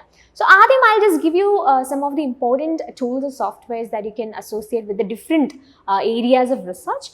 നമുക്കിതിനെ ഈ ഡിഫറെൻറ്റ് സോഫ്റ്റ്വെയർസിനെ നമുക്ക് അതെന്തിനു വേണ്ടി യൂസ് ചെയ്യുന്നു എന്നുള്ളതിൻ്റെ ബേസിസിൽ പല ഗ്രൂപ്പ്സ് ആയിട്ട് തിരിക്കാം. അങ്ങനെ തന്നെയാണ് നിങ്ങൾക്ക് ക്വസ്റ്റ്യൻസും വരാറുള്ളത്. അപ്പോൾ ആദ്യമായിട്ട് നമ്മൾ നോക്കുന്നത് ബിബ്ലിയോഗ്രാഫിക് ടൂൾസ് ആണ്. ബിബ്ലിയോഗ്രഫി റിലേറ്റഡ് ആയിട്ട് നിങ്ങൾക്ക് യൂസ് ചെയ്യാൻ സാധിക്കുന്ന ചില ടൂൾസ് ആണ്. So we have Mendeley, then we have Zotero, and there are EndNote and all that. അപ്പോൾ ആ ഒരു ലിസ്റ്റ് നിങ്ങൾക്ക് ഇവിടെ തന്നിട്ടുണ്ട്. So you can just maybe take a screenshot. അപ്പോൾ അതിനകത്ത് കൃത്യമായി അല്ലെങ്കിൽ you can just list down these important tools. ഇത് മാത്രമല്ല കേട്ടോ, ഇതിന് പുറമേയും വേറെയും ഇത്തരത്തിൽ ബിബ്ലിയോഗ്രാഫിക് ടൂൾസ് ഉണ്ട്, സോഫ്റ്റ്വെയർസ് ഉണ്ട്. പക്ഷെ നമ്മൾ സ്പെസിഫിക് ആയിട്ട് കുറച്ച് മോസ്റ്റ് ഇമ്പോർട്ടൻ്റ് ആയിട്ടുള്ള ചിലത്, പിന്നെ അതിനോടൊപ്പം തന്നെ പ്രീവിയസ് എക്സാംസിൽ അവർ ചോദിച്ചിട്ടുള്ളതിനെ ബേസ് ചെയ്തിട്ടുള്ള ഒരു ലിസ്റ്റാണ് നമ്മളിവിടെ ഒന്ന് ഫോക്കസ് ചെയ്യാനായിട്ട് ശ്രമിച്ചിട്ടുള്ളത്. അപ്പോൾ ഇതൊന്ന് നിങ്ങൾ ലിസ്റ്റ് ഡൗൺ ചെയ്യുക, ബിബ്ലിയോഗ്രാഫിക് ടൂൾസ് ഏതൊക്കെയാണ് എന്നുള്ളത്.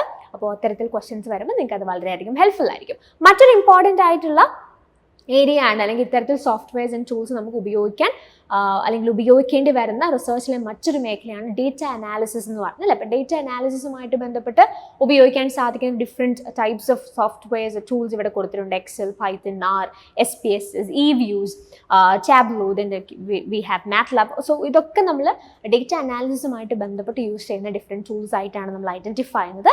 And another important area is of course plagiarism checking ആണ്. പ്ലേജറിസം ചെക്കിങ്ങും റിസർച്ചിൽ വളരെ സിഗ്നിഫിക്കൻ്റ്ലി നമ്മൾ ചെയ്യേണ്ട ഒരു കാര്യമാണ്. അതിന് നമ്മളെ ഹെൽപ്പ് ചെയ്യുന്ന ചില സോഫ്റ്റ്വെയർസ് ആൻഡ് ടൂൾസ് ഉണ്ട്.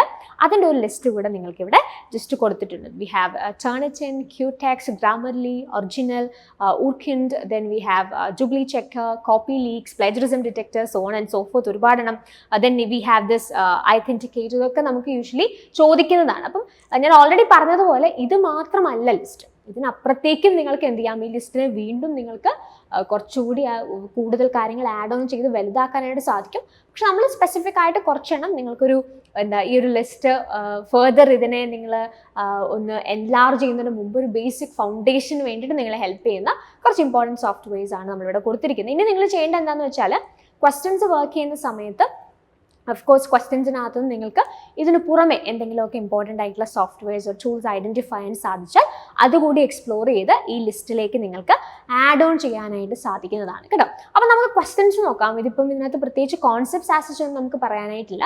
ജസ്റ്റ് ഈ ലിസ്റ്റിലുള്ള ഇമ്പോർട്ടൻറ്റ് സോഫ്റ്റ്വെയർസ് ഒന്ന് ഐഡൻറ്റിഫൈ ചെയ്യാം. അപ്പോൾ ക്വസ്റ്റ്യൻസ് എങ്ങനെയാണ് വന്നിരിക്കുന്നത് അല്ലെങ്കിൽ എങ്ങനെ വരും എന്നുള്ളത് നിങ്ങൾക്ക് മനസ്സിലാകാനായിട്ട് will just go through some questions. അപ്പോൾ ഈ ക്വസ്റ്റ്യൻസിനകത്തൂടെ നമുക്ക് കുറച്ചുകൂടി ഒരു അണ്ടർസ്റ്റാൻഡിങ് ഏരിയയെക്കുറിച്ച് ഉണ്ടാവാനും ഹെൽപ്ഫുൾ ആയിരിക്കും. സോ ഡിസംബർ 2023 ചോദിച്ചൊരു ക്വസ്റ്റ്യൻ ആണിത്. Identify the software that will be useful for statistical analysis of data generated in research study. അപ്പോൾ ഇവിടെ നമ്മളോട് ചോദിച്ചിരിക്കുന്നത് എന്താ, ഡേറ്റ അനാലിസിസുമായിട്ട് ബന്ധപ്പെട്ട് റിസർച്ചിൽ നമുക്ക് ഉപയോഗിക്കാനായിട്ട് സാധിക്കുന്ന ഇമ്പോർട്ടൻറ്റ് ടൂൾസ് ആൻഡ് സോഫ്റ്റ്വെയർസ് ഏതൊക്കെയാണെന്നുള്ളതാണ് നമ്മൾ ഐഡന്റിഫൈ. അപ്പോൾ നമുക്ക് തന്നിരിക്കുന്ന ഓപ്ഷൻസിൽ we have SPSS, Authenticate, then we have Minitab and R. Okay, അപ്പോൾ നമുക്ക് നോക്കാം. ഇതിന് മുമ്പ് നമ്മൾ ഓൾറെഡി ഡേറ്റ അനാലിസിസ് റിലേറ്റ് ചെയ്ത് ഉപയോഗിക്കാൻ സാധിക്കുന്ന ടൂൾസ് ആൻഡ് സോഫ്റ്റ്വെയർസ് നമ്മൾ എക്സ്പ്ലോർ ചെയ്തിരുന്നു. അപ്പോൾ ആ ലിസ്റ്റിൽ വന്നിരിക്കുന്ന ഏതൊക്കെയാണെന്ന് നമുക്ക് നോക്കിയിട്ട് ഇത് വെച്ചിട്ട് നമുക്ക് ആ ക്വസ്റ്റ്യൻ ഒന്ന് അനലൈസ് ചെയ്യാനായിട്ട് ശ്രമിക്കാം. ഓക്കെ, അപ്പോൾ നമുക്ക് തന്നിരിക്കുന്ന ആ ക്വസ്റ്റ്യനകത്തുള്ള ഏതെങ്കിലുമൊക്കെ ഇതിനകത്തുണ്ടോ? SPSS ഇതിനകത്തുണ്ടോ എന്ന് നോക്കൂ. SPSS ഓഫ് കോഴ്സ് SPSS എന്ന് പറയുന്ന ഒരു ഡേറ്റ അനാലിസിസ് ടൂളാണ്.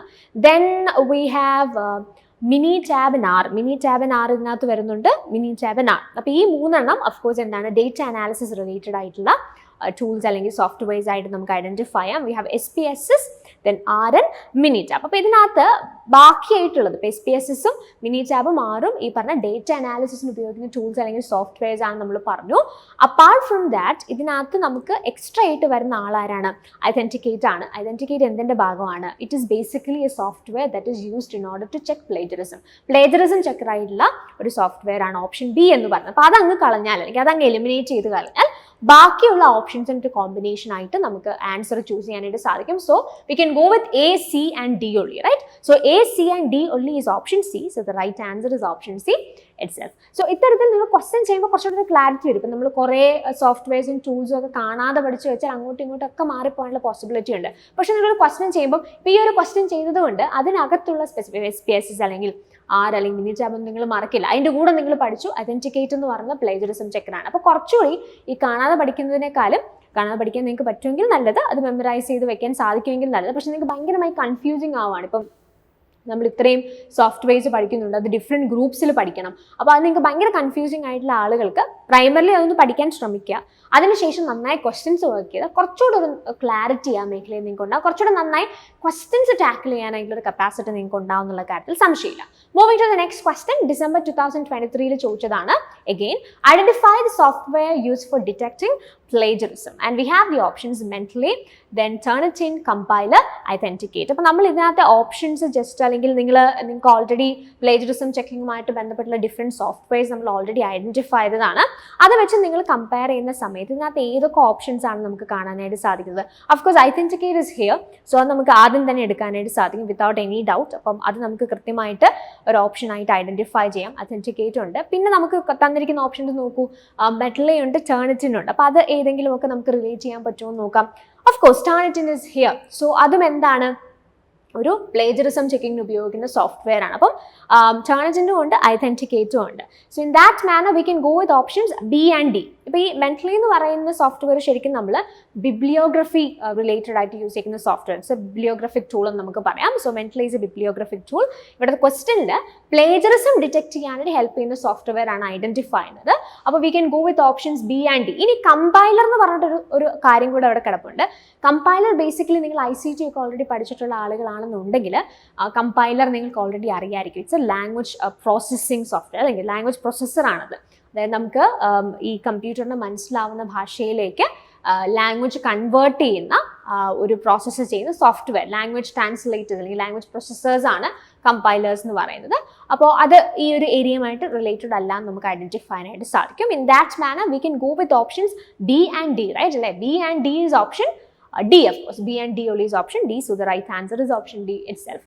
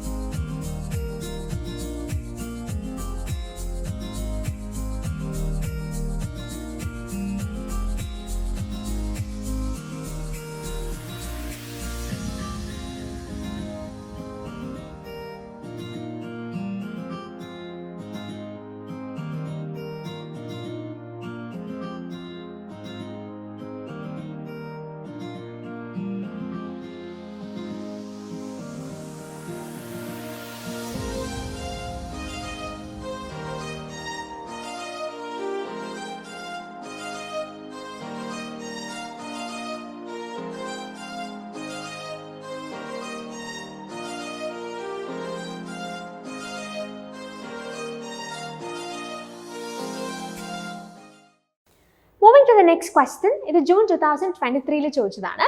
Which of the following softwares are used for checking plagiarism? And we have the options Turnitin, eView, Scopus, Urkind and Qtext. അപ്പോൾ നമുക്ക് ഓൾറെഡി നമ്മുടെ കയ്യിൽ പ്ലേജറിസം ചെക്കിങ്ങുമായിട്ട് ബന്ധപ്പെട്ട ഇമ്പോർട്ടൻറ്റ് സോഫ്റ്റ്വെയർസിൻ്റെ ലിസ്റ്റ് നമ്മുടെ കയ്യിലുണ്ട്. അപ്പോൾ അത് വെച്ചിട്ട് എന്ത് ചെയ്യുക, ഒന്ന് ചെക്ക് ചെയ്യുക ആ തന്നിരിക്കുന്ന ഓപ്ഷൻസ്. അപ്പോൾ നിങ്ങൾ നോക്കിക്കേ, ഇതിനകത്ത് പറഞ്ഞിരിക്കുന്ന ഏതൊക്കെ ഓപ്ഷൻസാണ് നമുക്കിവിടെ കാണാനായിട്ട് സാധിക്കുന്നത്. We have Turnitin here and അത് നമുക്ക് കൃത്യമായിട്ട് ഈ ഓപ്ഷനിൽ ആ ഓപ്ഷൻ ഇവിടെ നമുക്ക് കാണാനായിട്ട് സാധിക്കും. സോ അത് നമുക്ക് എന്തായാലും ഒരു ആൻസർ ആയിട്ട് എടുക്കാൻ പറ്റും എന്നുള്ള കാര്യത്തിൽ കൺഫ്യൂഷൻ ഇല്ല.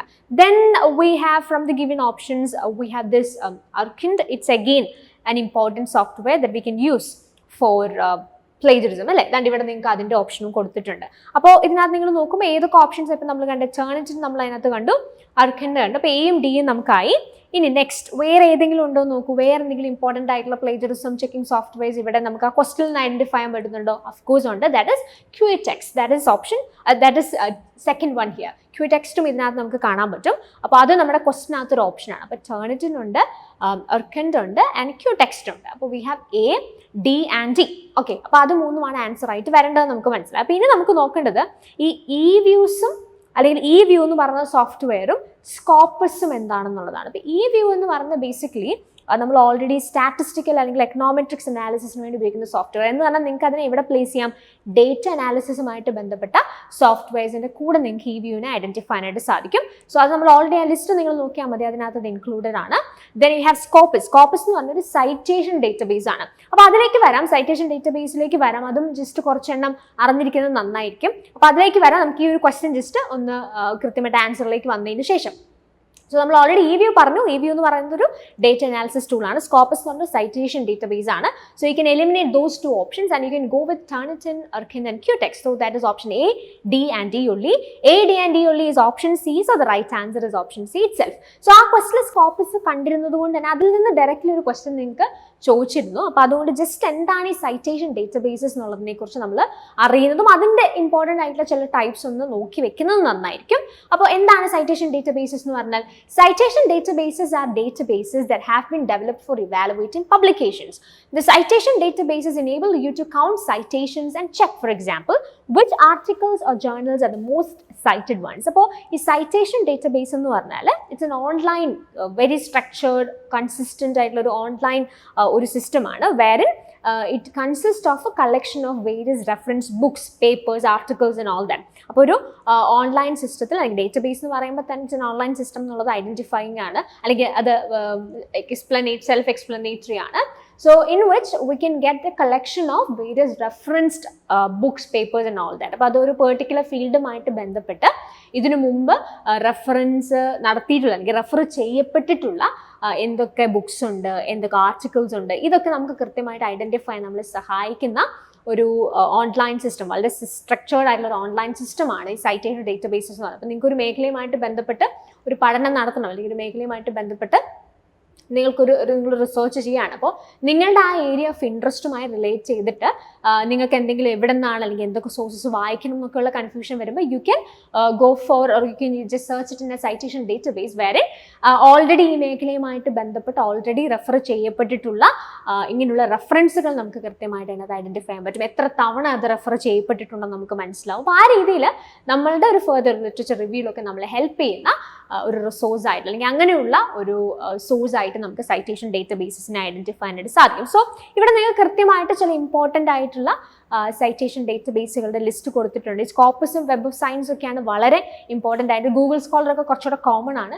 അപ്പോൾ അങ്ങനെ ഇമ്പോർട്ടൻ്റ് ആയിട്ടുള്ള കുറച്ച് സൈറ്റേഷൻ ഡേറ്റാബേസുകളാണ് നിങ്ങൾക്ക് ഇവിടെ കൊടുത്തിട്ടുള്ളത്. So please to remember this list also. ഇതിൽ നിന്നും നിങ്ങൾക്ക് വേണമെങ്കിൽ ക്വസ്റ്റ്യൻസ് ചോദിക്കാം. ആൻഡ് ഓൾസോ നിങ്ങൾക്ക് പിന്നീട് നിങ്ങൾ റിസർച്ച് ചെയ്യുന്നവരാണ് അല്ലെങ്കിൽ ചെയ്യാൻ ആഗ്രഹിക്കുന്നവരാണെന്നൊക്കെ ഉണ്ടെങ്കിൽ ഇങ്ങനെയുള്ള റെഫറൻസുകൾ അല്ലെങ്കിൽ ഇങ്ങനെയുള്ള സോഫ്റ്റ്വെയറുകളെ കുറിച്ചുള്ളൊരു ധാരണ തീർച്ചയായിട്ടും നിങ്ങളുടെ ഫെർദർ നിങ്ങളുടെ ഒരു റിസർച്ച് ജേർണിയിൽ നിങ്ങൾക്ക് ഹെൽപ്ഫുൾ ആവും എന്നുള്ള കാര്യത്തിൽ സംശയമില്ല. അപ്പോൾ ആ ക്വസ്റ്റ്യനിൽ വളരെ സ്പെസിഫിക്കലി ആ ഒരു സ്കോപ്പസ് കണ്ടതുകൊണ്ട് നമ്മളൊന്ന് ഐഡന്റിഫൈ ചെയ്യാൻ ശ്രമിച്ചു എന്നുള്ളതേ ഉള്ളൂ. അപ്പോൾ this is how you learn also കേട്ടോ. അപ്പോൾ നിങ്ങൾ ഒരു പെർട്ടിക്കുലർ ഏരിയ പഠിക്കുന്ന സമയത്ത് just go through the options from which you might get something else to learn. അപ്പം ഇതിനകത്തിപ്പോൾ ആ ഒരു ക്വസ്റ്റ്യൻ നമ്മൾ ഫോക്കസ് ചെയ്തപ്പോൾ നമുക്ക് അതിനകത്ത് ഇപ്പോൾ കുറേ ഐഡിയാസ്, ഇപ്പോൾ കമ്പൈലർ നമുക്ക് ഓൾറെഡി ICT പഠിച്ചിട്ടുള്ളവർക്കറിയാം. അല്ലാത്തൊരാളെ സംബന്ധിച്ചിടത്തോളം കമ്പൈലർ ഒരു പുതിയ കാര്യമാണ്. അപ്പോൾ നമ്മൾ ആ കമ്പൈലർ എന്നുള്ള ആ ഒരു കാര്യം, അല്ലെങ്കിൽ അത് എന്ത് സോഫ്റ്റ്വെയർ, ഇത് എന്ത് സംഭവം എന്നുള്ളത് ആ ഒരു ക്വസ്റ്റൻ ഒന്ന് പഠിച്ചാൽ നാളെ ചിലപ്പോൾ കമ്പൈലർ ഒരു ക്വസ്റ്റൻ നിങ്ങൾക്ക് ICTയിൽ ചോദിക്കാനായിട്ടുള്ള പോസിബിലിറ്റി ഉണ്ട്. ആൻഡ് ഹിയർ ഓൾസോ ഇവിടെ നമ്മൾ കൃത്യമായിട്ട് ഓരോ സോഫ്റ്റ്വെയർസ് എന്താണെന്നുള്ളത് പഠിച്ചു. അപ്പം അതിനകത്ത് ക്വസ്റ്റനോട് റിലേറ്റ് ചെയ്തിട്ടുള്ള സോഫ്റ്റ്വെയർസ് മാത്രമല്ല, ബാക്കിയുള്ള ഓപ്ഷൻസ് എന്തുമായിട്ട് റിലേറ്റഡ് ആണ്, അല്ലെങ്കിൽ ബാക്കിയുള്ള ഓപ്ഷൻസ് എന്ത് പ്രോസസ്സിന് വേണ്ടി ഉപയോഗിക്കുന്ന സോഫ്റ്റ്വെയർസ് ആണ് എന്നുള്ള നമ്മൾ ഐഡന്റിഫൈ ചെയ്തു. അതിൽ നിന്ന് ഡിഫറെൻ്റ് ആയിട്ട് സൈറ്റേഷൻ ഡേറ്റാബേസിന് റിലേറ്റ് ചെയ്തൊരു ഓപ്ഷൻ കണ്ടപ്പോൾ ആ ഓപ്ഷൻ എന്താണെന്നുള്ളത് പഠിക്കാൻ കൂടി നമ്മൾ ശ്രമിച്ചു. അപ്പോൾ ഇങ്ങനെ വേണം പഠിക്കാൻ, because this is how we learn more things. Because ഓരോ മൊഡ്യൂളും നമുക്ക് വളരെ സ്പെസിഫിക് ആയിട്ട് വളരെ ഇൻഡെപ്ത് ആയിട്ട് പഠിക്കേണ്ട ഏരിയാസ് ഉണ്ട്. അപ്പോൾ അത് പഠിച്ച് കഴിഞ്ഞതിന് ശേഷം, അല്ലെങ്കിൽ ആ ഇമ്പോർട്ടൻറ്റ് ഏരിയാസ് പഠിച്ചതിന് ശേഷം when you doing questions, make sure that you are getting something more, something new from the questions also. Because നമ്മൾ ഈ ഓപ്ഷൻസ് ചെയ്യുന്ന സമയത്ത് അതിൽ നിന്നും നമുക്ക് ചില പുതിയ കാര്യങ്ങൾ പഠിക്കാനായിട്ട് പറ്റും. അപ്പോൾ ആ പഠിക്കുന്ന കാര്യങ്ങളായിരിക്കാം നാളെ ഒരു എക്സാമിൽ നമ്മൾ ചില ക്വസ്റ്റ്യൻസിലെങ്കിലും ഹെൽപ്പ് ചെയ്യാനായിട്ട് പോകും എന്നുള്ള കാര്യത്തിൽ സംശയമില്ല. സോ ഇതും നിങ്ങളുടെ പ്രിപ്പറേഷൻ്റെ ഭാഗമായിട്ട് ഓർക്കാനായിട്ട് ശ്രമിക്കുക. സോ അങ്ങനെ നമ്മൾ രണ്ടാമത്തെ നമ്മളുടെ ഈ ഒരു സെഷനിലെ ഏരിയ നമ്മൾ വൈൻഡപ്പ് ചെയ്യാണ്. Softwares and tools that can be used in research, അതാണ് നമ്മൾ രണ്ടാമതായിട്ട് നോക്കാനായിട്ട് ശ്രമിച്ചത്. Now we are moving to the third area. So ഈ മൂന്നാമത്തെ ഏരിയയിൽ അതിനകത്ത് നമ്മൾ എന്തൊക്കെ എക്സ്പ്ലോർ ചെയ്യുന്നു എന്നുള്ളൊരു ലിസ്റ്റാണ് ഇവിടെ മെൻഷൻ ചെയ്തിരിക്കുന്നത്. Significance level, confidence level, power of A test, and P value or probability value. അപ്പോൾ ഇതൊക്കെ എന്തിൻ്റെ ഭാഗമായിട്ടാണ് വരുന്നത്? ഇപ്പം നിങ്ങൾ റിസർച്ചിൽ നമുക്കറിയാം, റിസർച്ചിൽ സ്റ്റാറ്റിസ്റ്റിക്സ് റിലേറ്റഡ് ആയിട്ടുള്ള ചില കോൺസെപ്റ്റ്സും നമുക്ക് ക്വസ്റ്റ്യൻസ് ആയിട്ട് വരാനായിട്ട് പോസിബിലിറ്റി ഉണ്ട്. അപ്പോൾ ഓൾറെഡി ഈ സ്റ്റാറ്റിസ്റ്റിക്സ് ഒക്കെ പേപ്പർ 2 പഠിക്കുന്ന ആളുകളെ സംബന്ധിച്ച് നിങ്ങളിതൊക്കെ വളരെ ഡീറ്റെയിൽഡ് ആയിട്ട് തന്നെ പഠിക്കുന്ന ഏരിയാസ് ആയിരിക്കും. അല്ലെങ്കിൽ എന്താണ് ഈ ഡേറ്റ അനാലിസിസുമായിട്ട് ബന്ധപ്പെട്ട കാര്യങ്ങൾ, ഹൈപ്പോത്തസിസ് ടെസ്റ്റിംഗ്, അങ്ങനെയുള്ള കാര്യങ്ങളൊക്കെ റിലേറ്റ് ചെയ്തിട്ടുള്ള ചില കോൺസെപ്റ്റ്സ് ആണിത്. അപ്പോൾ ഇതൊക്കെ നിങ്ങൾ ഓൾറെഡി സ്റ്റാറ്റിസ്റ്റിക്സ് പഠിക്കുന്ന സമയത്ത് നിങ്ങൾ അവിടെ എക്സ്പ്ലോർ ചെയ്യുന്നുണ്ടാവും, പേപ്പർ 2 സ്റ്റാറ്റ് പഠിക്കുന്ന ആളുകൾ. പക്ഷെ ഇവിടെ നമ്മൾ ചെയ്യാനായിട്ട് പോകുന്നത് ഈ പേപ്പർ 1 അതിനോട് റിലേറ്റ് ചെയ്യുന്ന ക്വസ്റ്റ്യൻസ് നിങ്ങളോട് ചോദിക്കാറുണ്ട്. പക്ഷേ വെരി ബേസിക് ക്വസ്റ്റ്യൻസ് നമുക്ക് എല്ലാവർക്കും, കാരണം പേപ്പർ 1 നമുക്കൊരു കോമൺ സിലബസ് ആണ്, ജനറൽ ആയിട്ട് എല്ലാവർക്കും ഒരുപോലെ ഉള്ള സിലബസ് ആണ്. അപ്പോൾ എല്ലാവർക്കും ഒരുപോലെ പഠിക്കാനും മനസ്സിലാക്കാനും ആൻസർ ചെയ്യാനും സാധിക്കുന്ന രീതിയിൽ വളരെ സ്പെസിഫിക് ആയിട്ടുള്ള ചില ചോദ്യങ്ങൾ പേപ്പർ 1 നമുക്ക് എക്സ്പെക്ട് ചെയ്യാനായിട്ട് സാധിക്കും. അപ്പോൾ അങ്ങനെ ഈ ഡേറ്റ അനാലിസിസിൻ്റെ ഭാഗമായിട്ട് നമ്മൾ ഐഡൻറ്റിഫൈ ചെയ്യുന്ന ചില കോൺസെപ്റ്റ്സ് ആണ് significance level, confidence level, power of A test, and P value എന്ന് പറയുന്നത്. ഇതിനകത്ത് വളരെ റീസെൻറ്റ് എക്സാംസിൽ ഈ P വാല്യൂ അല്ലെങ്കിൽ പ്രോബബിലിറ്റി വാല്യൂ റിലേറ്റഡ് ആയിട്ടുള്ള ക്വസ്റ്റ്യൻസ് വളരെ ഫ്രീക്വൻ്റ് ആയിട്ട് ചോദിക്കുന്നത് നിങ്ങൾക്ക് കാണാനായിട്ടും സാധിക്കും. അപ്പോൾ അതുകൊണ്ട് ഈ ഇമ്പോർട്ടൻ്റ് ആയിട്ടുള്ള കുറച്ച് ടേംസ് ആണ് നമ്മൾ അടുത്തതായിട്ട് ഇവിടെ എക്സ്പ്ലോർ ചെയ്യാനായിട്ട് പോകുന്നത്. പക്ഷേ ഈ കോൺസെപ്റ്റ്സ് എന്താണെന്നുള്ളത് മനസ്സിലാക്കണമെന്നുണ്ടെങ്കിൽ പ്രൈമറിലി നമ്മൾ അറിയേണ്ട ചില ഇമ്പോർട്ടൻ്റ് ആയിട്ടുള്ള കാര്യങ്ങളുണ്ട്. സോ ഇനിഷ്യലി എന്താണ് ഈ ഹൈപ്പോത്തസിസ് ടെസ്റ്റിംഗ് എന്ന് പറയുന്നൊരു കോൺസെപ്റ്റ്, അതിനകത്ത് വരുന്ന ഇമ്പോർട്ടൻ്റ് ആയിട്ടുള്ള കാര്യങ്ങൾ. ഫോർ എക്സാമ്പിൾ, ഹൈപ്പോത്തസിസ് എന്ന് പറയുമ്പോൾ തന്നെ നമുക്കറിയാം, ഒരു റിസർച്ചിൽ നമ്മൾ ഇനിഷ്യലി മേക്ക് ചെയ്യുന്നൊരു ടെൻറ്റേറ്റീവ് സ്റ്റേറ്റ്മെൻറ്റ് ആണ് ഹൈപ്പോത്തസിസ് എന്ന് പറയുക, അല്ലേ? അപ്പോൾ അത് തന്നെ 2 ടൈപ്സ് ഓഫ് ഹൈപ്പോത്തസിസ് ഉണ്ട്. അത് ഏതൊക്കെ, അത് തമ്മിലുള്ള ഡിഫറൻസ് എന്തൊക്കെയാണ്, പിന്നെ ഈ ഹൈപ്പോത്തസിസ് ടെസ്റ്റിങ്ങിൻ്റെ ഭാഗമായിട്ട് സംഭവിക്കുന്ന errors, type 1 and type 2 errors എന്തൊക്കെയാണ്, ഇതൊക്കെ മനസ്സിലായാൽ നമുക്ക് ഫെർദർ ഈ പറഞ്ഞിരിക്കുന്ന പോയിന്റ്സ് അല്ലെങ്കിൽ ഈ പറഞ്ഞിരിക്കുന്ന കോൺസെപ്റ്റ്സ് കുറച്ചുകൂടെ നന്നായിട്ട് മനസ്സിലാക്കാനായിട്ട് സാധിക്കുള്ളൂ. അപ്പോൾ നമുക്ക് സിഗ്നിഫിക്കൻ്റ് ആയിട്ടുള്ള അത്തരത്തിലുള്ള ചില ഇമ്പോർട്ടൻറ്റ് ബേസിക് ആയിട്ടുള്ള കാര്യങ്ങൾ പറഞ്ഞു തുടങ്ങാം. അതിനുശേഷം ഈ ഇമ്പോർട്ടൻറ്റ് കോൺസെപ്റ്റ്സ് ഒരു പേപ്പർ 1 പോയിന്റ് ഓഫ് വ്യൂവിൽ നിങ്ങൾക്ക് എന്താണോ വേണ്ടത്, ഞാൻ ഓൾറെഡി പറഞ്ഞു വളരെ ഡെപ്തായിട്ട് നമ്മൾ പോകുന്നില്ല, പേപ്പർ 1 പോയിന്റ് ഓഫ് വ്യൂവിൽ നിങ്ങൾക്ക് ആവശ്യമായിട്ട് വരുന്ന വളരെ ഇമ്പോർട്ടൻ്റ് ആയിട്ടുള്ള ഒരു ക്വസ്റ്റ്യൻ പേഴ്സയിൽ നിങ്ങളെ ഹെൽപ്പ് ചെയ്യുന്ന ചില കാര്യങ്ങളായിരിക്കും നമ്മൾ ഡിസ്കസ് ചെയ്യാനായിട്ട് പോകുന്നത്. പക്ഷേ ഇറ്റ്സ് വെരി ഇമ്പോർട്ടൻറ്റ്. റീസെൻറ്റ് എക്സാംസിൽ ഇത് വളരെയധികം അവർ എക്സ്പ്ലോർ ചെയ്ത് കണ്ടിട്ടുണ്ട്. അപ്പോൾ അതുകൊണ്ട് ഇമ്പോർട്ടൻ്റ് ആയിട്ട് നമുക്ക് മനസ്സിലാക്കാനായിട്ട് സാധിക്കും. ഓക്കെ, ആദ്യം നമ്മൾ നോക്കുന്നത് ടൈപ്സ് ഓഫ് ഹൈപ്പോത്തസിസ് ആണ്. അപ്പോൾ ഹൈപ്പോത്തസിസ് എന്ന് പറഞ്ഞാൽ നമ്മൾ ഓൾറെഡി പറഞ്ഞിട്ട് ടെൻറ്റേറ്റീവ് സ്റ്റേറ്റ്മെൻറ്റ്, അല്ലേ?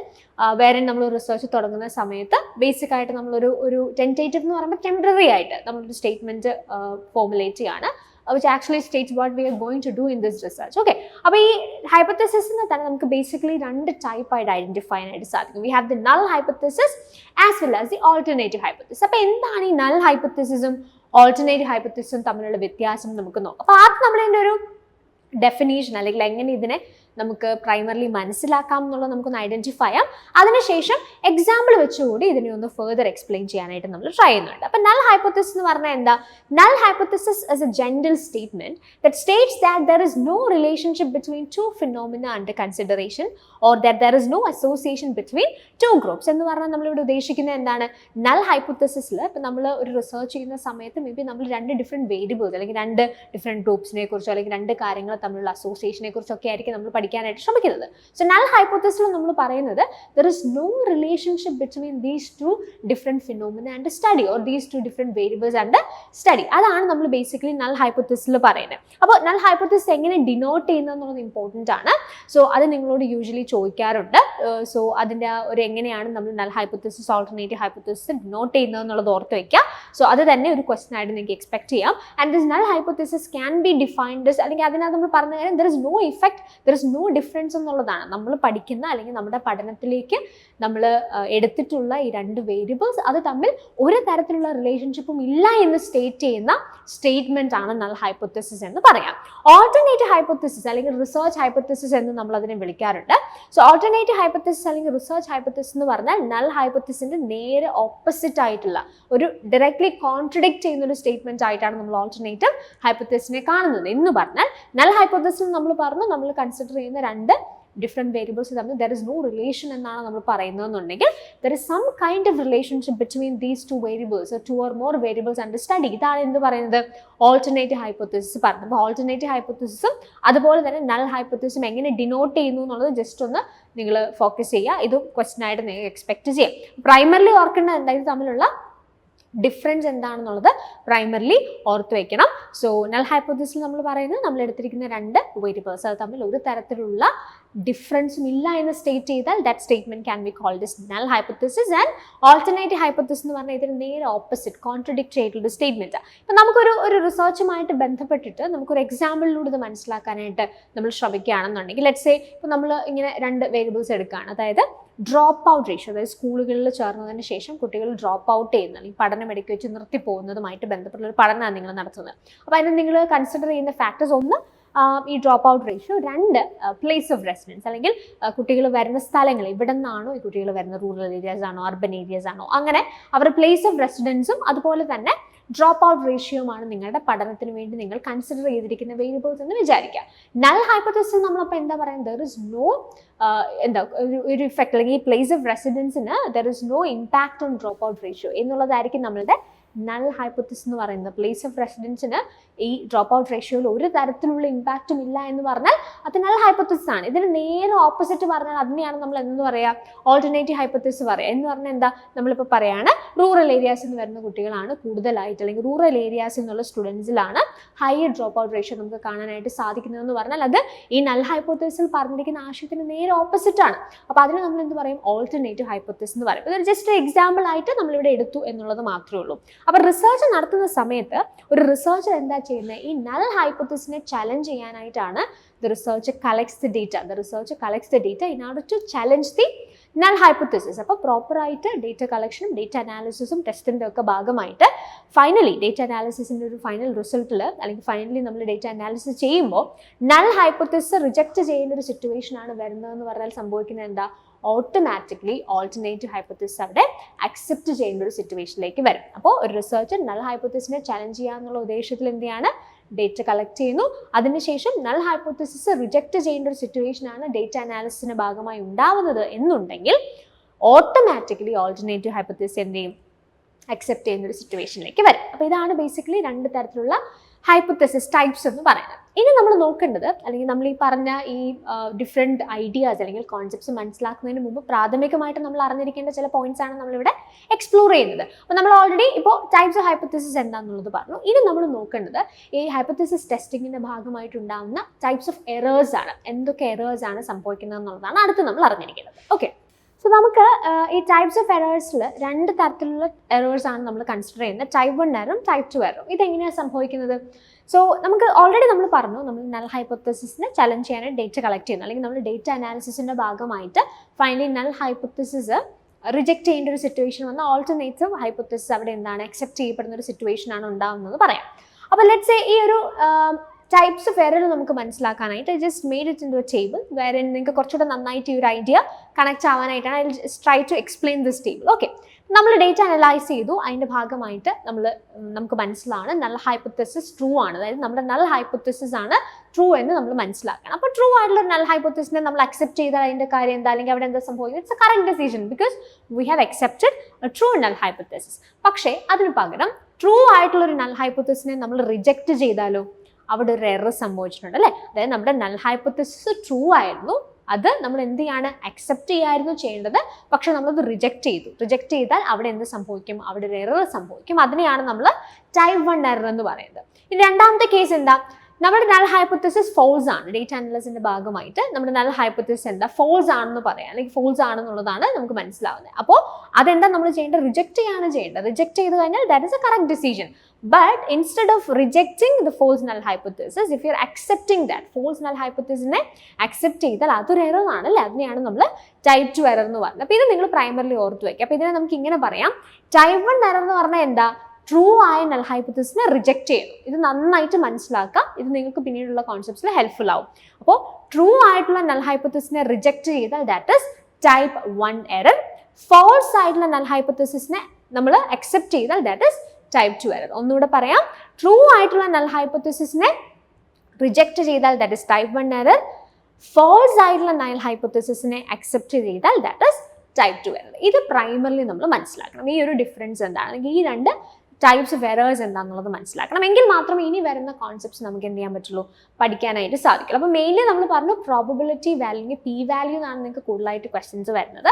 പി വാല്യൂ നിങ്ങൾ പഠിക്കണം എന്നുണ്ടെങ്കിൽ ഈ സിഗ്നിഫിക്കൻസ് ലെവൽ എന്ന് പറഞ്ഞൊരു കോൺസെപ്റ്റും അവിടെ വളരെ സിഗ്നിഫിക്കൻ്റ് ആണ്, അല്ലെങ്കിൽ അത് നിങ്ങൾ മനസ്സിലാക്കേണ്ടതായിട്ടുണ്ട്. അപ്പോൾ അതിനോട് അസോസിയേറ്റ് ചെയ്ത് confidence level, power of A test ഒക്കെ നിങ്ങൾക്ക് പഠിച്ചു പോകാൻ കഴിയുന്ന കാര്യങ്ങളാണ്. വളരെ സ്പെസിഫിക് ആയിട്ടുള്ള കോൺസെപ്റ്റ്സ് ആണ്. ഞാൻ എപ്പോഴും പറയുകയാണ്, എപ്പോഴും നമ്മൾ ഓൾറെഡി പറഞ്ഞതുപോലെ ഒരു പേപ്പർ 1 പെർസ്പെക്റ്റീവിൽ നിങ്ങൾക്ക് ആവശ്യമുള്ള രീതിയിലാണ് ഈ ഏരിയ നമ്മൾ ഡീൽ ചെയ്യാനായിട്ട് ശ്രമിക്കുന്നത്. അപ്പോൾ ഇത്രയും കാര്യങ്ങൾ നിങ്ങൾക്ക് മനസ്സിലായല്ലോ, എന്താണ് രണ്ട് തരത്തിലുള്ള hypothesis, null hypothesis, alternative hypothesis, അത് രണ്ടും എന്താ നമ്മൾ പഠിച്ചു.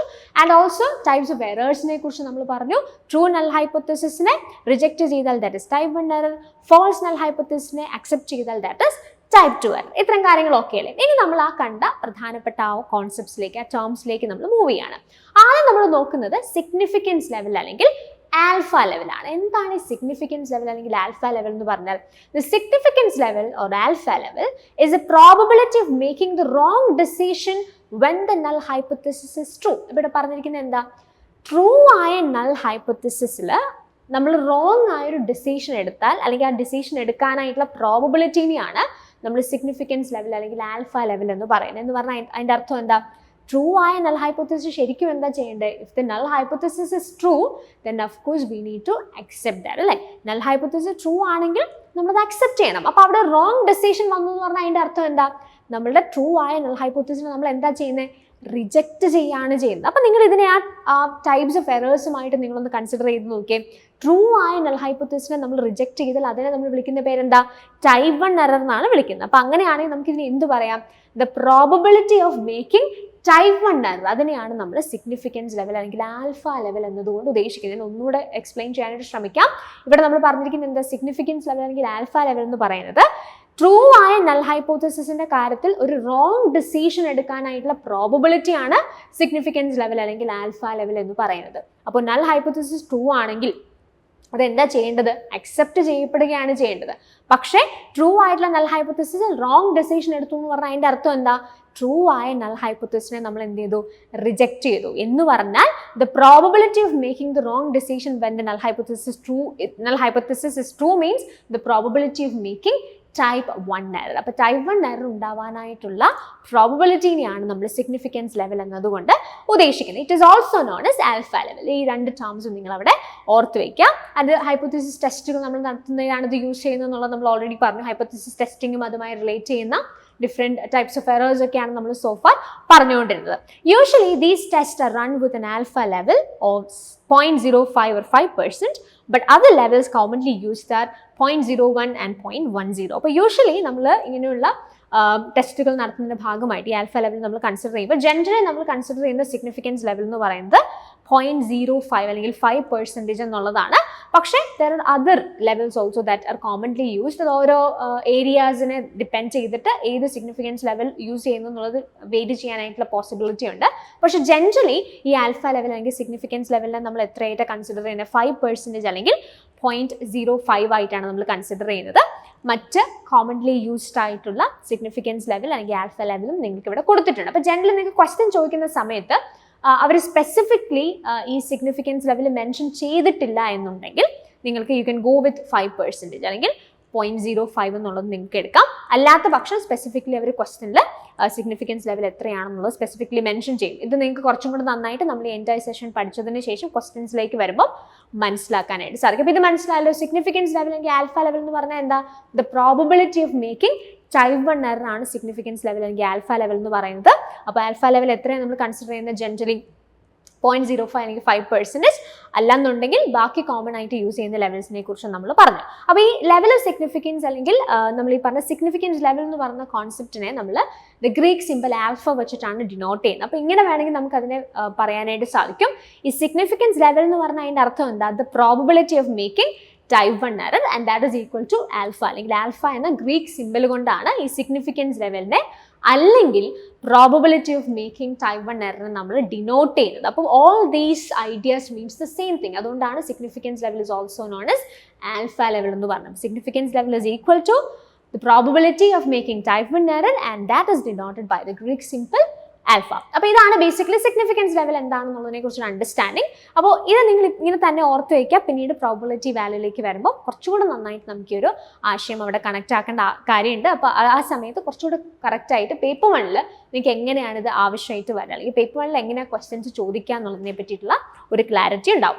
ഇനി രണ്ടാമത് നമ്മൾ പഠിക്കാനായിട്ട് ശ്രമിക്കുന്ന കോൺസെപ്റ്റ് എന്ന് പറയുന്നത് കോൺഫിഡൻസ് ലെവലാണ്. അപ്പോൾ കോൺഫിഡൻസ് ലെവലിനെ വളരെ ബേസിക് ആയിട്ട് എല്ലാവർക്കും മനസ്സിലാവുന്ന ഒരു ഭാഷയിൽ നമ്മളതിനെ ഒന്ന് എക്സ്പ്ലെയിൻ ചെയ്യാനായിട്ട് ശ്രമിച്ചാൽ ഇതിന് നമുക്ക് ഇങ്ങനെ പറയാം. നിങ്ങളൊരു ടെസ്റ്റ് നടത്തുന്ന സമയത്ത് ഒരു ടെസ്റ്റ് നിങ്ങൾ നടത്തി നിങ്ങൾക്കത് ഒരു റിസൾട്ട് തന്നു. അപ്പോൾ again if you doing the same test, നിങ്ങൾ വീണ്ടും ആ സെയിം ടെസ്റ്റ് റിപ്പീറ്റ് ചെയ്യുമ്പോൾ ആ റിസൾട്ട് തന്നെ ഓൾറെഡി നിങ്ങൾക്ക് കിട്ടിയ റിസൾട്ട് തന്നെ കിട്ടാനായിട്ടുള്ള പ്രോബബിലിറ്റിനെയാണ് നമ്മൾ കോൺഫിഡൻസ് ലെവൽ എന്ന് പറയുന്നത്. The probability that if a poll test survey were repeated over and over again the results obtain would be the same. അതാണ് ശരിക്കും കോൺഫിഡൻസ് ലെവൽ. അതായത് ആ ഒരു സെയിം റിസൾട്ട് നിങ്ങൾ നടത്തിയ ടെസ്റ്റ് വീണ്ടും ചെയ്യുമ്പോൾ ആ സെയിം റിസൾട്ട് റിപ്പീറ്റഡ്ലി നിങ്ങൾക്ക് കിട്ടാനായിട്ടുള്ള സാധ്യതയെ അല്ലെങ്കിൽ പ്രോബബിലിറ്റിനെയാണ് ബേസിക്കലി കോൺഫിഡൻസ് ലെവൽ എന്നതുകൊണ്ട് നമ്മൾ പ്രൈമറിലി ഉദ്ദേശിച്ചത്. എല്ലാവർക്കും വളരെ കണക്ട് ചെയ്യാൻ സാധിക്കുന്ന ഒരു രീതിയിൽ ഇതിനെ ഡിഫൈൻ ചെയ്യാനായിട്ട് ശ്രമിച്ചാൽ ഇങ്ങനെ നമുക്ക് അതിനെ പറയാനായിട്ട് സാധിക്കും.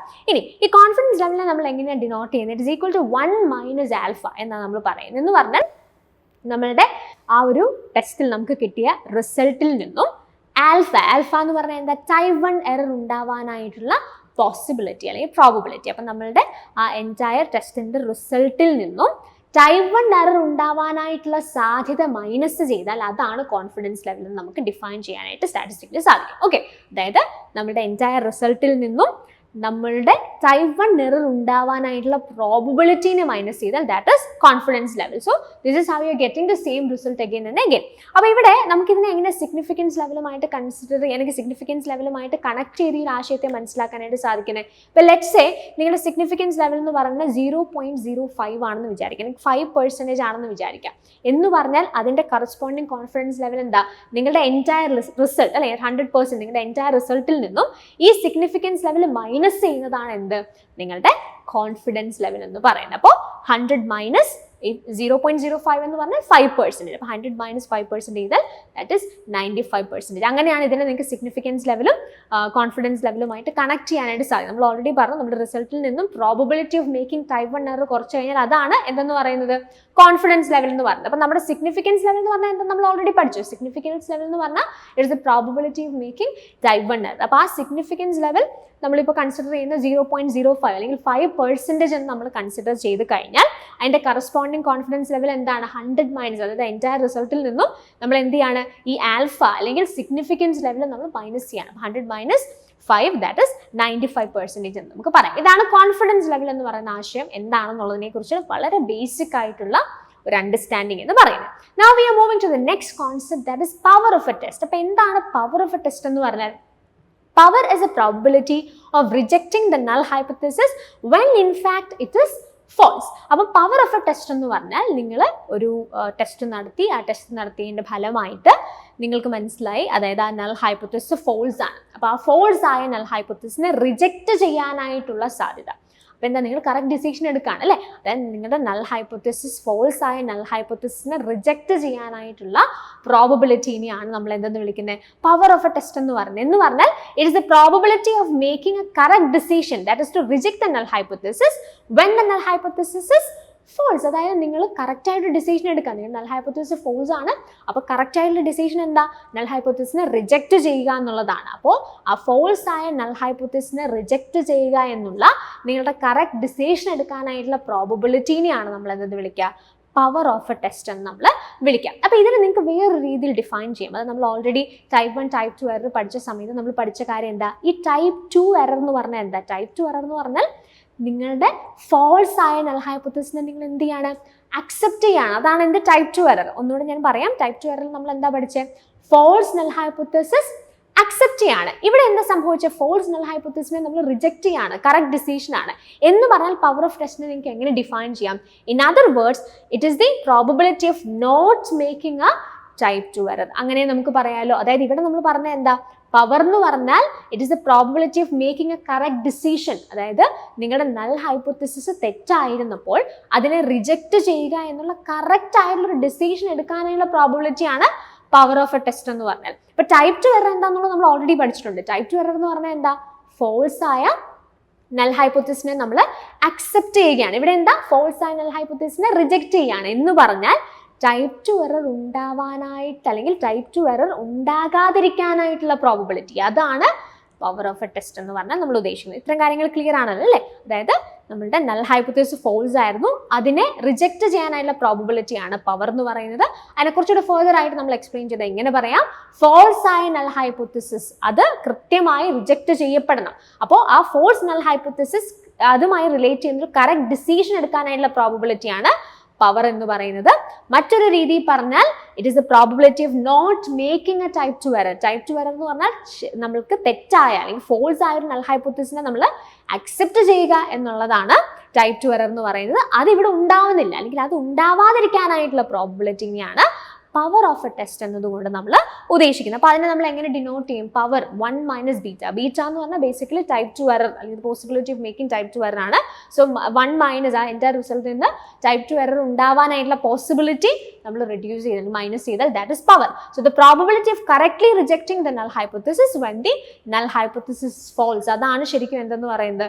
പവർ എന്ന് പറയുന്ന കോൺസെപ്റ്റ് കൊണ്ട് നമ്മൾ ഉദ്ദേശിക്കുന്നത്. The probability of correctly rejecting null hypothesis false ആകുമ്പോൾ അതിനെ റിജക്റ്റ് ചെയ്യുക എന്നുള്ള കറക്റ്റ് ഡിസിഷൻ എടുക്കാനായിട്ടുള്ള പ്രോബബിലിറ്റിനെയാണ് നമ്മൾ പവർ എന്ന് പറയുന്നത്. ടൈപ്പ് 2 എറർ എന്താണെന്നുള്ളത് നമ്മൾ ഓൾറെഡി പഠിച്ചത് കൊണ്ട് ഇനി അതിലേക്ക് നമ്മൾ പോകുന്നില്ല. അപ്പോൾ ഇത്രയും കാര്യങ്ങൾ നിങ്ങൾക്ക് ക്ലിയർ ആണോ? ഇനി നമ്മൾ പോകാനായിട്ട് പോകുന്നത് വളരെ സിഗ്നിഫിക്കൻ്റ്ലി നിങ്ങൾക്ക് എക്സാമിൽ ആവശ്യമായിട്ട് ഫ്രീക്വൻ്റ്ലി ഇപ്പോൾ ചോദിച്ചുകൊണ്ടിരിക്കുന്ന ഒരു ഐഡിയ ആണ്. That is P value or probability value. അപ്പം ഞാൻ ഓൾറെഡി പറഞ്ഞു, വളരെ സ്പെസിഫിക് ആയിട്ട് ഒരു net exam point of view നിങ്ങൾക്ക് പേപ്പർ 1 നീഡഡ് ആയിട്ടുള്ള രീതിയിലാണ് ഈ കോൺസെപ്റ്റ്സ് നമ്മളിവിടെ എക്സ്പ്ലോർ ചെയ്തുകൊണ്ടിരിക്കുന്നത്. അപ്പോൾ നിങ്ങൾക്ക് അത് ക്വസ്റ്റ്യൻസ് കാണുമ്പോഴും അത് കൃത്യമായിട്ട് മനസ്സിലാവും. ക്വസ്റ്റ്യൻസിൽ നിങ്ങൾക്ക് എന്താണോ നീഡഡ് അതാണ് നമ്മളിവിടെ ഫോക്കസ് ചെയ്യുന്നത്. ഓക്കെ, സോ പി വാല്യൂ അല്ലെങ്കിൽ പ്രോബബിലിറ്റി വാല്യൂ എന്നതുകൊണ്ട് നമ്മൾ ഉദ്ദേശിക്കുന്നത് എന്താ? വളരെ ബേസിക് ആയിട്ട് അല്ലെങ്കിൽ വളരെ എല്ലാവർക്കും മനസ്സിലാവുന്ന ഒരു ഭാഷയിൽ നമ്മളിതിനെ പറയാനായിട്ട് ശ്രമിച്ചാൽ നിങ്ങളുടെ നൾ ഹൈപ്പോത്തസിസുമായിട്ട് ബന്ധപ്പെട്ടൊരു കറക്റ്റ് ഡിസിഷൻ എടുക്കാൻ അല്ലെങ്കിൽ നൾ ഹൈപ്പോത്തസിസുമായിട്ട് ബന്ധപ്പെട്ട് ഒരു ഡിസിഷൻ മേക്കിങ്ങിൽ നിങ്ങളെ ഹെൽപ്പ് ചെയ്യുന്ന ഒരു സ്റ്റാറ്റിസ്റ്റിക്കൽ മെഷറാണ് പി വാല്യൂ എന്ന് പറയുന്നത്. സോ പി വാല്യൂ അല്ലെങ്കിൽ പ്രോബബിലിറ്റി വാല്യൂ എന്ന് പറഞ്ഞിട്ട് is number describing how likely it is that your data would have occurred by random chance, that is that the null hypothesis is true.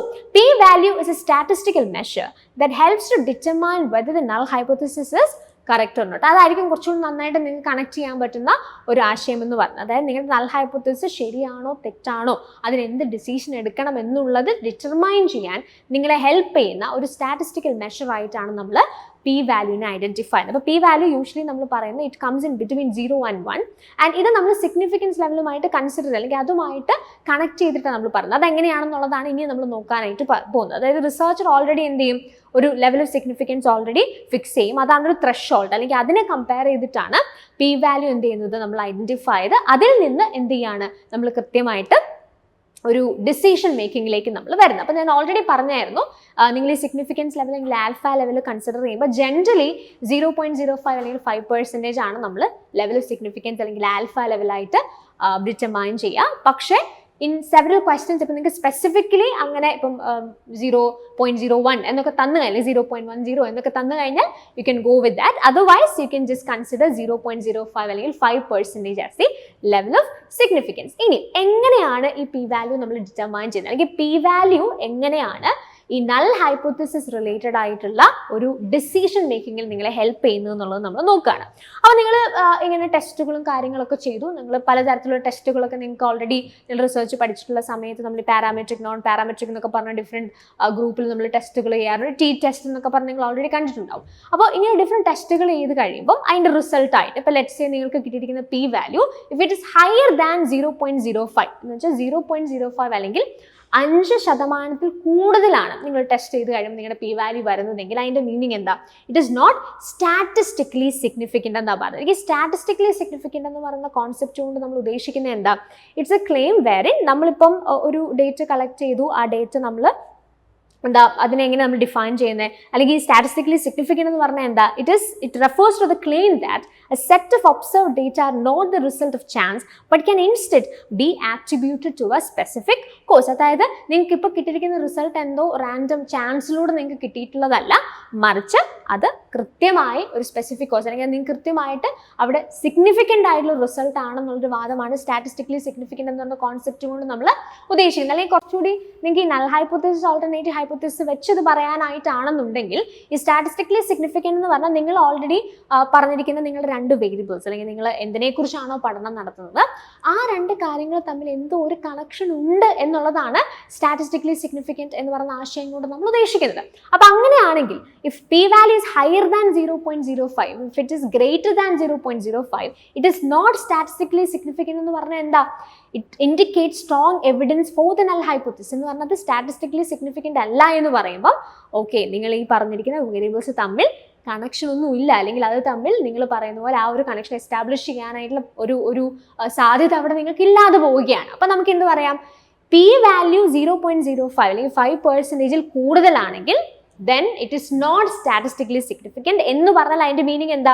It gives strong evidences for the null hypothesis എന്ന് പറഞ്ഞാൽ ഇതൊക്കെ നിങ്ങൾക്ക് complicated ആയിട്ട് തോന്നുന്നുണ്ടെങ്കിൽ നിങ്ങൾ ഇത്രയും കാര്യം ഓർത്താൽ മതി. പി വാല്യൂ 5%-നോ 0.05-ന് മുകളിലോ ആണെങ്കിൽ നമ്മൾ എന്ത് പറയും? അത് സ്റ്റാറ്റിസ്റ്റിക്കലി സിഗ്നിഫിക്കൻ്റ് അല്ല എന്ന് പറയും. എന്ന് പറഞ്ഞാൽ അതിൻ്റെ റിസൾട്ട് എന്താ? അവിടെ നൾ ഹൈപ്പോത്തിസിനെ അക്സെപ്റ്റ് ചെയ്യുക എന്ന് പറയുന്നൊരു തീരുമാനത്തിലേക്കായിരിക്കും നമ്മൾ പോകേണ്ടത്. അപ്പം നൾ ഹൈപ്പോത്തിസിനെ അക്സെപ്റ്റ് ചെയ്താൽ ഓട്ടോമാറ്റിക്കലി എന്ത് സംഭവിക്കും?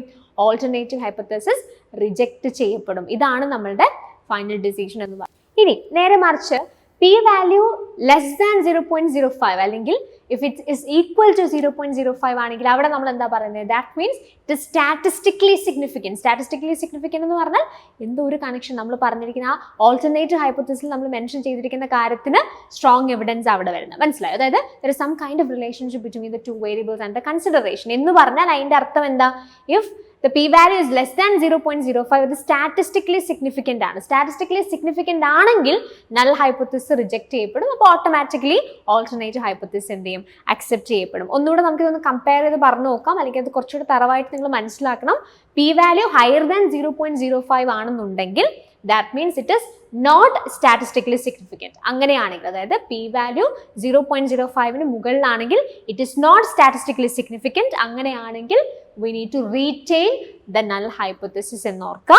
And if the p value is less than 0.05, if it's less than 0.05 or is equal to 0.05 അല്ലെങ്കിൽ 5%-ഓ അതിൽ താഴെയോ, if it's less than or equal to 0.05 അല്ലെങ്കിൽ 5%, then it is statistically significant എന്ന് പറഞ്ഞാൽ അതിൻ്റെ അർത്ഥം എന്താ? then we need to reject the null hypothesis. ഇങ്ങനെയാണ് ശരിക്കും നമുക്ക് ഇതിനെ അങ്ങോട്ടും ഇങ്ങോട്ടും കണക്ട് ചെയ്യാൻ പറ്റുന്നത്. ക്വസ്റ്റ്യൻസ് കാണുമ്പോൾ കുറച്ചുകൂടി ഒരു ക്ലാരിറ്റി ഇതിനെപ്പറ്റി നിങ്ങൾക്ക് ഉണ്ടാവും. അപ്പോൾ നമുക്ക് ഡിഫറെൻറ്റ് സിഗ്നിഫിക്കൻസ് ലെവലിൽ ഇത് എങ്ങനെ ഫംഗ്ഷൻ ചെയ്യുന്നതെന്ന് നോക്കാം. അപ്പോൾ ജനറലി നമ്മൾ പറഞ്ഞു 0.05 അല്ലെങ്കിൽ 5% എന്നുള്ളതാണ് നമ്മൾ ജനറലി കൺസിഡർ ചെയ്യുന്ന സിഗ്നിഫിക്കൻസ് ലെവൽ. പക്ഷെ അതല്ലാണ്ട് നമ്മൾ ഓൾറെഡി കണ്ട ചില കോമൺലി യൂസ്ഡ് ആയിട്ടുള്ള ചില വേറെ എക്സാമ്പിൾസും നമ്മൾ കണ്ടിട്ടുണ്ട്. അപ്പോൾ അതും നിങ്ങൾക്ക് ക്വസ്റ്റ്യൻ ഞാൻ ഓൾറെഡി പറഞ്ഞത് സ്പെസിഫിക് ആയിട്ട് തന്നില്ല എന്നുണ്ടെങ്കിൽ you can consider the significance level or alpha level is 0.05 അല്ലെങ്കിൽ 5%. അപ്പോൾ നമുക്ക് നോക്കാം എങ്ങനെ ഇത് ഫംഗ്ഷൻ ചെയ്യും. നമ്മൾ ഓൾറെഡി പറഞ്ഞ കാര്യമാണ്, പക്ഷെ നിങ്ങൾക്ക് ഇതൊന്നുകൂടെ ക്ലിയർ ആവാൻ വേണ്ടി നമുക്ക് ഈ ഡിഫറെൻറ്റ് സിഗ്നിഫിക്കൻസ് ലെവൽ ഇതെങ്ങനെയാണ് ഫംഗ്ഷൻ ചെയ്യുന്നത് നമുക്ക് നോക്കാം. ലെറ്റ്സ് സേ ഇപ്പോൾ നിങ്ങൾ 0.05 അല്ലെങ്കിൽ 5%-ൽ നമ്മൾ കൺസിഡർ ചെയ്യുകയാണെന്നുണ്ടെങ്കിൽ if p value is greater than 0.05, it's greater than 0.05 അതിൻ്റെ മീനിങ് എന്താ? It is not statistically significant. If it is not statistically significant then we need to accept the null hypothesis. And if the p-value is lesser than 0.05 അല്ലെങ്കിൽ 0.05 is equal to or less than, അങ്ങനെയാണെന്നുണ്ടെങ്കിൽ അതിൻ്റെ അർത്ഥം എന്താ? It is statistically significant എന്നാണ് meaning. That means നമ്മൾ എന്ത് ചെയ്യേണ്ടി വരും? നൾ ഹൈപ്പോത്തസിനെ റിജക്ട് ചെയ്യപ്പെടുന്നതായിട്ട് വരും. അപ്പോൾ ഓഫ് കോഴ്സ് എന്ത് ചെയ്യും? ഓട്ടോമാറ്റിക്കലി ഓൾട്ടർനേറ്റീവ് ഹൈപ്പോത്തസിസ് അവിടെ അക്സെപ്റ്റ് ചെയ്യപ്പെടും. ഇനി ഇഫ് ദ സിഗ്നിഫിക്കൻസ് ലെവൽ ഒരു ആൽഫ ലെവൽ ഇസ് 0.10 അല്ലെങ്കിൽ 10% ആണെങ്കിൽ അതിന്റെ കറസ്പോണ്ടിങ് ആയിട്ട് നമ്മൾ പി വാല്യൂനെ എങ്ങനെ ഡിഫൈൻ ചെയ്യുന്നത്? If p value is greater than 0.10 അല്ലെങ്കിൽ if the p value is greater than 10%, അങ്ങനെയാണെങ്കിൽ നമ്മൾ എന്ത് പറയും? പി വാല്യൂവിനേക്കാളും അല്ലെങ്കിൽ പി വാല്യൂ 0.10 കൂടുതലാണെന്നാണ് പറയുന്നത്. Then it is not statistically significant. In that way we need to accept the null hypothesis. അത് statistically significant അല്ല, അപ്പോൾ we need to accept the null hypothesis. And if the p value is less than 0.10, then it is statistically significant and we need to reject the null hypothesis. Moving to the next chance, അതെന്താണ്? If significance level or alpha level is 0.01 അല്ലെങ്കിൽ 1% ആണ് നമ്മുടെ significance level ഉണ്ടെങ്കിൽ എന്താ സംഭവിക്കുന്നത്? The ideas are similar, but നമ്മൾ different significance level വെച്ച് ഇത് പറയാൻ ശ്രമിക്കുന്നു എന്നുള്ളതേ ഉള്ളൂ. അങ്ങനെയാണെങ്കിൽ if the p value is greater than 0.01 ആണെന്നുണ്ടെങ്കിൽ, if it is greater than 0.01, it is not statistically significant. That means we need to accept the null hypothesis. That's സംഭവിക്കുന്നത്. Hence, don't reject the null hypothesis. That means we need to accept the null hypothesis. And if the p-value is lesser than 0.01, then the result is statistically significant and generally we reject the null hypothesis in favor of the alternative hypothesis. അപ്പം കുറേ കാര്യങ്ങൾ നമ്മൾ important ആയിട്ടുള്ള ആശയങ്ങൾ ഇതിനകത്ത് പറഞ്ഞു. Significance level അല്ലെങ്കിൽ alpha level, confidence level, power of A test and also P value. P value ആണ് നമുക്ക് ജനറലി ഇമ്പോർട്ടൻ്റ് ആയിട്ട് വരുന്നത്. അപ്പോൾ നിങ്ങൾക്ക് ഞാൻ ഓൾറെഡി പറഞ്ഞതുപോലെ മാക്സിമം ഇത് നമ്മളിങ്ങനെ എക്സ്ട്രാക്ട് ചെയ്ത് പഠിക്കുകയാണ്. ഏറ്റവും അതിനകത്ത് ഇപ്പോൾ ആ സ്റ്റാറ്റിൻ്റെ ഏരിയ നിന്ന് വളരെ സിഗ്നിഫിക്കൻറ്റ് നിങ്ങൾക്ക് വേണ്ട കുറച്ച് ആശയങ്ങൾ നമ്മൾ പിക്ക് ആൻഡ് ചൂസ് ചെയ്തിട്ടാണ് പഠിച്ചത്. ബിക്കോസ് നിങ്ങളുടെ പേപ്പർ 1 റിലേറ്റഡ് ആയിട്ട് നിന്ന് വരുന്ന ചോദ്യങ്ങളിൽ നിങ്ങൾക്ക് എന്താണോ ഡിമാൻഡ് ചെയ്യുന്നത് അതാണ് നമ്മൾ ബേസിക്കലി ഇവിടെ ഫോക്കസ് ചെയ്യാനായിട്ട് ശ്രമിച്ചത്. അപ്പോൾ ഈ ഒരു ഏരിയ ചിലപ്പോൾ നിങ്ങൾ ഈ ഒരു ബേസ് ഒന്നും ഇല്ലാത്ത ആളുകളാണെങ്കിൽ മേ ബി കുറച്ച് കൺഫ്യൂസിങ് ആയിട്ട് തോന്നാനായിട്ട് സാധ്യതയുണ്ട്. അപ്പം അവിടെ നിങ്ങൾക്ക് ഒരു ക്ലാരിറ്റി തരാനായിട്ട് നമുക്ക് എപ്പോഴും ഹെൽപ്ഫുൾ ആവുന്ന ക്വസ്റ്റ്യൻസ് തന്നെയാണ്. അപ്പോൾ 2023 ജൂൺ ആൻഡ് ഡിസംബർ സെഷൻസിനെ ബേസ് ചെയ്തിട്ടുള്ള ക്വസ്റ്റ്യൻസ് ആണ് നമ്മൾ മെയിൻലി ഇതിനകത്ത് ഫോക്കസ് ചെയ്യുന്നതെന്ന് പറഞ്ഞു. പക്ഷേ നിങ്ങൾക്ക് ഈ ഒരു കോൺസെപ്റ്റ് നന്നായിട്ടൊന്ന് മനസ്സിലാവാൻ വേണ്ടി ജൂൺ 2020 ചോദിച്ച 1-2 ക്വസ്റ്റ്യൻസ് ആയിട്ട് ഷോ ചെയ്യും. അപ്പോൾ ആ ക്വസ്റ്റ്യൻസ് കാണുമ്പോൾ നിങ്ങൾക്ക് ഒരു ആശയം കുറച്ചുകൂടി ഉണ്ടാവും, കറക്റ്റ്ലി നിങ്ങൾക്ക് ഫീഡ് ആവും. അത് കഴിഞ്ഞിട്ട് നമുക്ക് റീസെൻ്റ് ആയിട്ടുള്ള ക്വസ്റ്റ്യൻസ് കുറച്ചുകൂടി ഹയർ ലെവലായിട്ടുള്ള ക്വസ്റ്റ്യൻസിലേക്ക് നമുക്ക് മൂവ് ചെയ്യാം. സോ ജൂൺ 2020 ചോദിച്ച ഈ ക്വസ്റ്റ്യൻ നിങ്ങൾ നോക്കിയേ. In conducting an empirical study, a researcher employs a non-parametric test for data analysis and finds that the statistics arrived at a significant at 0.05 level. What decisions will be warranted thereafter? അപ്പോൾ 0.05 അല്ലെങ്കിൽ 0.05 ലെവലിൽ എന്താണ് the statistics arrived at A significant എന്നാണ് പറഞ്ഞിരിക്കുന്നത്. Significant എന്ന് പറഞ്ഞാൽ meaning എന്താ? Significant എന്ന് പറഞ്ഞാൽ സ്റ്റാറ്റിസ്റ്റിക്കലി സിഗ്നിഫിക്കൻ്റ് എന്ന് പറഞ്ഞാൽ the p value is less than 0.05 ആണ്. അപ്പോൾ സ്റ്റാറ്റിസ്റ്റിക്കലി സിഗ്നിഫിക്കൻ്റ് ആണ് എന്നുണ്ടെങ്കിൽ അതിൻ്റെ അർത്ഥം എന്താണ്? അല്ലെങ്കിൽ അതിൻ്റെ ഒരു ഡിസിഷൻ മേക്കിംഗ് നമ്മൾ എന്താ ചെയ്യുന്നത്? We need to reject the null hypothesis and accept the alternative hypothesis. അതാണ് നമ്മുടെ ഡിസിഷൻ. അപ്പോൾ ഇവിടെ അതാ പറഞ്ഞിരിക്കുന്നത് അല്ലേ, ഒരു parametric non parametric test data അനാലിസിസിന് വേണ്ടി ചെയ്തപ്പോൾ he or she finds that the statistics arrived at a significant at 0.05 level. അപ്പോൾ ക്വസ്റ്റ്യൻ്റെ ഒരു എങ്ങനെയാണ് അത് കോൺസെൻട്രേറ്റ് ചെയ്തിരിക്കുന്നത്, എവിടെ അതിൻ്റെ ഫോക്കസ് എന്ന് മനസ്സിലായോ? The statistics arrived at a significant at 0.05 level. Significant എന്ന് പറഞ്ഞാൽ അതിൻ്റെ മീനിങ് എന്താ? സ്റ്റാറ്റിസ്റ്റിക്കലി സിഗ്നിഫിക്കൻ്റ് എന്ന് പറയുമ്പോൾ it actually indicate strong evidence against the null hypothesis. Statistically significant ആണെങ്കിൽ നൾ ഹൈപ്പോത്തസിന് എഗെയിൻസ്റ്റ് ആയിട്ടുള്ള എവിഡൻസസ് ആണ് അത് കാണിക്കുന്നത്. That means we need to reject the null hypothesis and accept the alternative hypothesis. അപ്പോൾ അങ്ങനെയാണെങ്കിൽ ഫ്രം ദ ഗിവൻ ഓപ്ഷൻസ് ഏതൊക്കെ നമ്മൾ എടുക്കേണ്ടതായിട്ട് വരും? Rejecting the null hypothesis, accepting the alternative hypothesis. So നമ്മുടെ ഓപ്ഷൻസ് നോക്കിയാൽ we have rejecting the null hypothesis, accepting the null hypothesis, accepting the alternate hypothesis, keeping the decision in abeyance, rejecting the alternate hypothesis. അപ്പോൾ ഏതൊക്കെ നമുക്ക് പോവാം? We need to reject the null hypothesis and accept the alternative hypothesis. So A and C will be the right answer. A and C only is option D, so the right answer is option D itself. ഒരു ക്വസ്റ്റ്യനോട് നമുക്ക് ഈ same പാറ്റേണിലൊന്ന് നോക്കാം. നിങ്ങൾക്ക് കുറച്ചുകൂടി നന്നായി തറവാവാൻ വേണ്ടിയിട്ടാണ് ഈ question June 2020 തന്നെ ചോദിച്ചതാണ്. A research scholar finds through statistical analysis that the value of T is significant. T test ഒരു ഡേറ്റ അല്ലെങ്കിൽ സ്റ്റാറ്റിസ്റ്റിക്കൽ അനാലിസിസ് നടത്തിയപ്പോൾ the value of T is significant എന്നാണ് കണ്ടിരിക്കുന്നത്. So what decision is warranted on the basis of this hypothesis? And we have the options. The null hypothesis should be rejected. The research hypothesis should be accepted. The null hypothesis should be accepted. The research hypothesis should be rejected. No decision is warranted in respect of research hypothesis. So statistically significant എന്ന് പറഞ്ഞാൽ the p-value less than 0.05 അല്ലെങ്കിൽ typically less than or equal to 0.05 എന്ന് പറയാം. അപ്പോൾ statistically significant എന്ന് പറഞ്ഞാൽ that means it indicates strong evidence against the null hypothesis. അപ്പോൾ statistically significant ആണെങ്കിൽ result എന്താണ്? We need to reject the null hypothesis. അപ്പോൾ automatically alternative hypothesis അവിടെ accepted ആവും. ഇവിടെ പറഞ്ഞിരിക്കുന്നത് value of T is significant എന്നാണ് പറഞ്ഞിരിക്കുന്നത്. Significant ആണെങ്കിൽ we need to reject the null hypothesis and we need to accept the research hypothesis or alternative hypothesis. So the null hypothesis should be rejected and the research hypothesis should be accepted will be the right answer. A and B only ആണ് വരേണ്ടത്. A and B only is option A. So the right answer is option A itself. So ഇപ്പോൾ നിങ്ങൾക്ക് കുറച്ചുകൂടി ഒരു clarity വന്നതാണ് അല്ലേ? അപ്പോൾ എങ്ങനെയാണ് ഈ സ്റ്റാറ്റിസ്റ്റിക്കലി സിഗ്നിഫിക്കൻ്റ് എന്ന് പറഞ്ഞാൽ എന്താ മീൻ ചെയ്യുന്നത്, എങ്ങനെയാണ് അതിനെ നമുക്ക് നൾ ഹൈപ്പോത്തസിസുമായിട്ട് റിലേറ്റ് ചെയ്യുന്ന ഒരു ഡിസിഷനിലേക്ക് നമുക്ക് കൊണ്ടുവരാനായിട്ട് സാധിക്കുന്നത് എന്നുള്ളത് നമ്മൾ പറഞ്ഞു. ഇനിയും വളരെ റീസെൻ്റ് ആയിട്ടുള്ള എക്സാമിൽ ഇത് എങ്ങനെയാണ് നിങ്ങൾക്ക് ക്വസ്റ്റ്യൻസ് ആയിട്ട് വരുന്നത് എന്നുള്ളതിലേക്ക് നമ്മൾ പോവാണ്. സോ ആദ്യം നമ്മൾ നോക്കുന്നത് ഡിസംബർ 2023 ചോദിച്ചൊരു ക്വസ്റ്റ്യൻ ആണ്. For which of the following p-value of a test statistic a null hypothesis is likely to be rejected? And you have given various options here. ഇവിടെ പറഞ്ഞിരിക്കുന്നത് എന്താ? ഈ തന്നിരിക്കുന്ന p-valuesൽ ഏതൊക്കെയാണ് അല്ലെങ്കിൽ ഈ from the given p-value of a test statistic a null hypothesis is likely to be rejected. null hypothesis reject ചെയ്യേണ്ട situation എവിടെയാണ് വരുന്നത് എന്നുള്ളതാണ് ക്വസ്റ്റ്യൻ. അപ്പോൾ നിങ്ങൾക്കറിയാം നൾ ഹൈപ്പോത്തസിസ് റിജക്റ്റ് ചെയ്യപ്പെടണം എന്നുണ്ടെങ്കിൽ that means the p-value should be less than 0.05. That is what the statistically significant is all about, right? അപ്പോൾ ഇവിടെ പറഞ്ഞിരിക്കുന്ന നൾ ഹൈപ്പോത്തസിനെ റിജക്റ്റ് ചെയ്യേണ്ട സിറ്റുവേഷൻസ് ഏതൊക്കെയെന്നുള്ളതാണ് നമ്മൾ ഐഡന്റിഫൈ ചെയ്യേണ്ടത്. അപ്പോൾ നൾ ഹൈപ്പോത്തസിനെ റിജക്റ്റ് ചെയ്യണമെന്നുണ്ടെങ്കിൽ the p-value should be less than or equal to 0.05 or 5% എന്ന് നമുക്ക് പറയാനായിട്ട് സാധിക്കും. അപ്പോൾ അങ്ങനെയാണെങ്കിൽ നിങ്ങൾ നോക്കിയേ ഈ തന്നിരിക്കുന്ന ഓപ്ഷൻസിൽ ഏതൊക്കെയാണ് വരാനായിട്ട് സാധ്യതയുള്ളത്. ഒന്നെങ്കിൽ നിങ്ങൾ 0.05 താഴെയുള്ള വാല്യൂസ് കണ്ടുപിടിക്കുക, അത് ഒരു സാധ്യത. ഓക്കെ, 0.05 താഴെയുള്ള വാല്യൂസ്. അല്ലെന്നുണ്ടെങ്കിൽ ചെയ്യേണ്ട എന്താണ്, 5% താഴെയുള്ള വാല്യൂസ് നമ്മൾ കണ്ടുപിടിക്കണം. അപ്പോൾ നമുക്ക് പെട്ടെന്ന് കാണുമ്പോൾ തന്നെ നമുക്ക് ഐഡന്റിഫൈ ചെയ്യാൻ പറ്റുന്ന കാര്യം ഓപ്ഷൻ ഡി ആൻസർ ആയിട്ട് വരത്തില്ല. ബിക്കോസ് 38% ആണ് അവിടെ കൊടുത്തിരിക്കുന്നത്. അപ്പോൾ 38% won't be answer for this question because 5% രണ്ട് രീതിയിൽ നിങ്ങൾ ചിന്തിക്കണം കേട്ടോ. 5% അല്ലെങ്കിൽ 0.05 ഈ രീതിയിൽ വേണം നിങ്ങൾ അതിനെ കൺസിഡർ ചെയ്യാം. അപ്പോൾ തന്നെ നമുക്ക് മനസ്സിലാവും 38% ഇതിൻ്റെ ആൻസർ ആയിട്ട് വരത്തില്ല. Because we need values lower than 5%. അപ്പോൾ അങ്ങനെയാണെന്നുണ്ടെങ്കിൽ we can eliminate option B. അപ്പോൾ തന്നെ നിങ്ങൾക്ക് ആൻസർ ആയി. കാരണം എ സി ഡി ഓപ്ഷൻസ് ഇവിടെ എല്ലാം എന്തുണ്ട്, 38% ആ കോമ്പിനേഷനകത്ത് വരുന്നുണ്ട്. സോ അതൊന്നും ആൻസർ ആയിട്ട് വരില്ല. You can go with option B.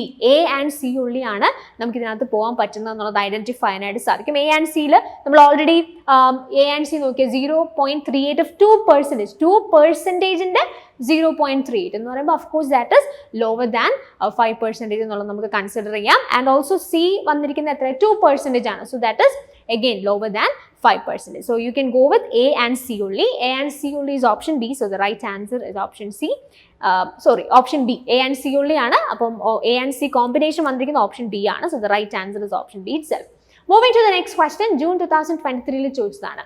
For which of the following p-values of a test statistic a null hypothesis is likely to be accepted? അപ്പോൾ ഇവിടെ ചോദിച്ചിരിക്കുന്നത് എന്താണ്, ഈ തന്നിരിക്കുന്ന p-values ഏതൊക്കെ കോണ്ടെക്സ്റ്റിലാണ് നൾ ഹൈപ്പോത്തസിസ് അക്സെപ്റ്റ് ചെയ്യപ്പെടുക എന്നുള്ളതാണ് ചോദിച്ചിരിക്കുന്നത്. അപ്പോൾ നൾ ഹൈപ്പോത്തസിസ് അക്സെപ്റ്റ് ചെയ്യപ്പെടണമെങ്കിൽ എന്താ സംഭവിക്കുന്നത്, അവിടെ എന്താ സംഭവിക്കുന്നത്, p-value should B higher than 0.05 അല്ലെങ്കിൽ it should be higher than 5%. എന്നാലേ അത് സ്റ്റാറ്റിസ്റ്റിക്കലി സിഗ്നിഫിക്കൻ്റ് അല്ലാതെ ഇരിക്കുള്ളൂ. അവിടെയാണ് എന്ത് സംഭവിക്കുന്നത്, നൾ ഹൈപ്പോത്തസിസിനെ സപ്പോർട്ട് ചെയ്യുന്ന സ്ട്രോങ് എവിഡൻസസ് നമുക്ക് ഉണ്ടാവുള്ളൂ. So in that sense V can go with options that will be higher than 5% അല്ലെങ്കിൽ 0.05. ഇവിടെയൊക്കെ നിങ്ങൾ ശ്രദ്ധിച്ചൊരു കാര്യമുണ്ട്. ഇവിടെ സ്പെസിഫിക്കലി നമുക്ക് ആ p-value എത്രയാണെന്നുള്ളത് അവർ പറഞ്ഞ്, അല്ലെങ്കിൽ ആ സിഗ്നിഫിക്കൻസ് ലെവൽ, p-value അല്ല സിഗ്നിഫിക്കൻസ് ലെവൽ എത്രയാണെന്നുള്ളത് അവർ കൺസിഡർ അല്ലെങ്കിൽ തന്നിട്ടില്ല. അപ്പോൾ നമ്മൾ എന്ത് ചെയ്യും 0.05 അല്ലെങ്കിൽ 5% എന്നുള്ളത് കൺസിഡർ ചെയ്യും. അല്ലാത്ത പക്ഷം അവർ സ്പെസിഫിക്കലി ക്വസ്റ്റിൽ അത് മെൻഷൻ ചെയ്തിട്ടുണ്ടാകും. അത് നമുക്ക് പിന്നീട് ഒരു ക്വസ്റ്റ്യൻ കാണുമ്പോൾ നിങ്ങൾക്ക് കുറച്ചുകൂടി ഒരു ക്ലാരിറ്റി അതിനകത്ത് വരും. അപ്പോൾ നമ്മൾ പറഞ്ഞു വന്ന പോയിന്റ് എന്താ, ഈ തന്നിരിക്കുന്ന പി വാല്യൂസിൽ നമ്മൾ ഹൈപ്പോത്തസിസ് അല്ലെങ്കിൽ നൾ ഹൈപ്പോത്തസിസ് അക്സെപ്റ്റ് ചെയ്യേണ്ട സിറ്റുവേഷൻസ് ആണ് ചോദിച്ചിരിക്കുന്നത്. അപ്പോൾ അങ്ങനെയാണെങ്കിൽ we need to go with options either greater than 0.05 അല്ലെങ്കിൽ 5%-നേക്കാളും കൂടുതലുള്ളത്. അങ്ങനെയല്ല നമ്മളിവിടെ കണ്ടത്.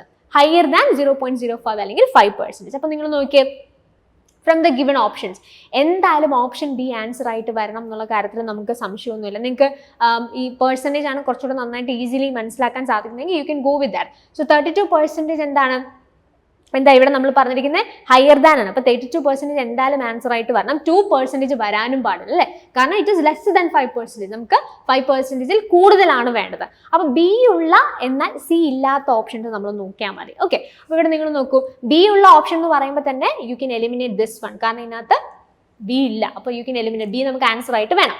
ഇനി ബാക്കിയുള്ള കോമ്പിനേഷൻസ് നമ്മൾ നോക്കുമ്പോൾ ബി ഉള്ള എന്നാൽ സി ഇല്ലാത്തതാണ് നമുക്ക് വേണ്ടത്. അപ്പോൾ എന്താ, ഈ ഓപ്ഷൻ നിങ്ങൾക്ക് എലിമിനേറ്റ് ചെയ്ത് കളയാൻ പറ്റും, കാരണം ഇതിനകത്ത് ബിയും സിയും ഉണ്ട്. നമുക്ക് ബി ഓക്കെയാണ് because it is greater than 5%. പക്ഷേ 2% നമുക്ക് വേണ്ട. 2% എന്ന് പറയുമ്പോൾ എന്താ, അവിടെ നൾ ഹൈപ്പോത്തസിസ് അക്സെപ്റ്റ് ചെയ്യപ്പെടുകയല്ല, റിജക്ട് ചെയ്യപ്പെടുകയാണ് ചെയ്യുന്നത്. അപ്പോൾ ഈ ഓപ്ഷൻ നമുക്ക് എലിമിനേറ്റ് ചെയ്യാം. So now we need to get or we need to focus on 2 different options. A and C combinations ആണ് നമുക്ക് നോക്കേണ്ടത്.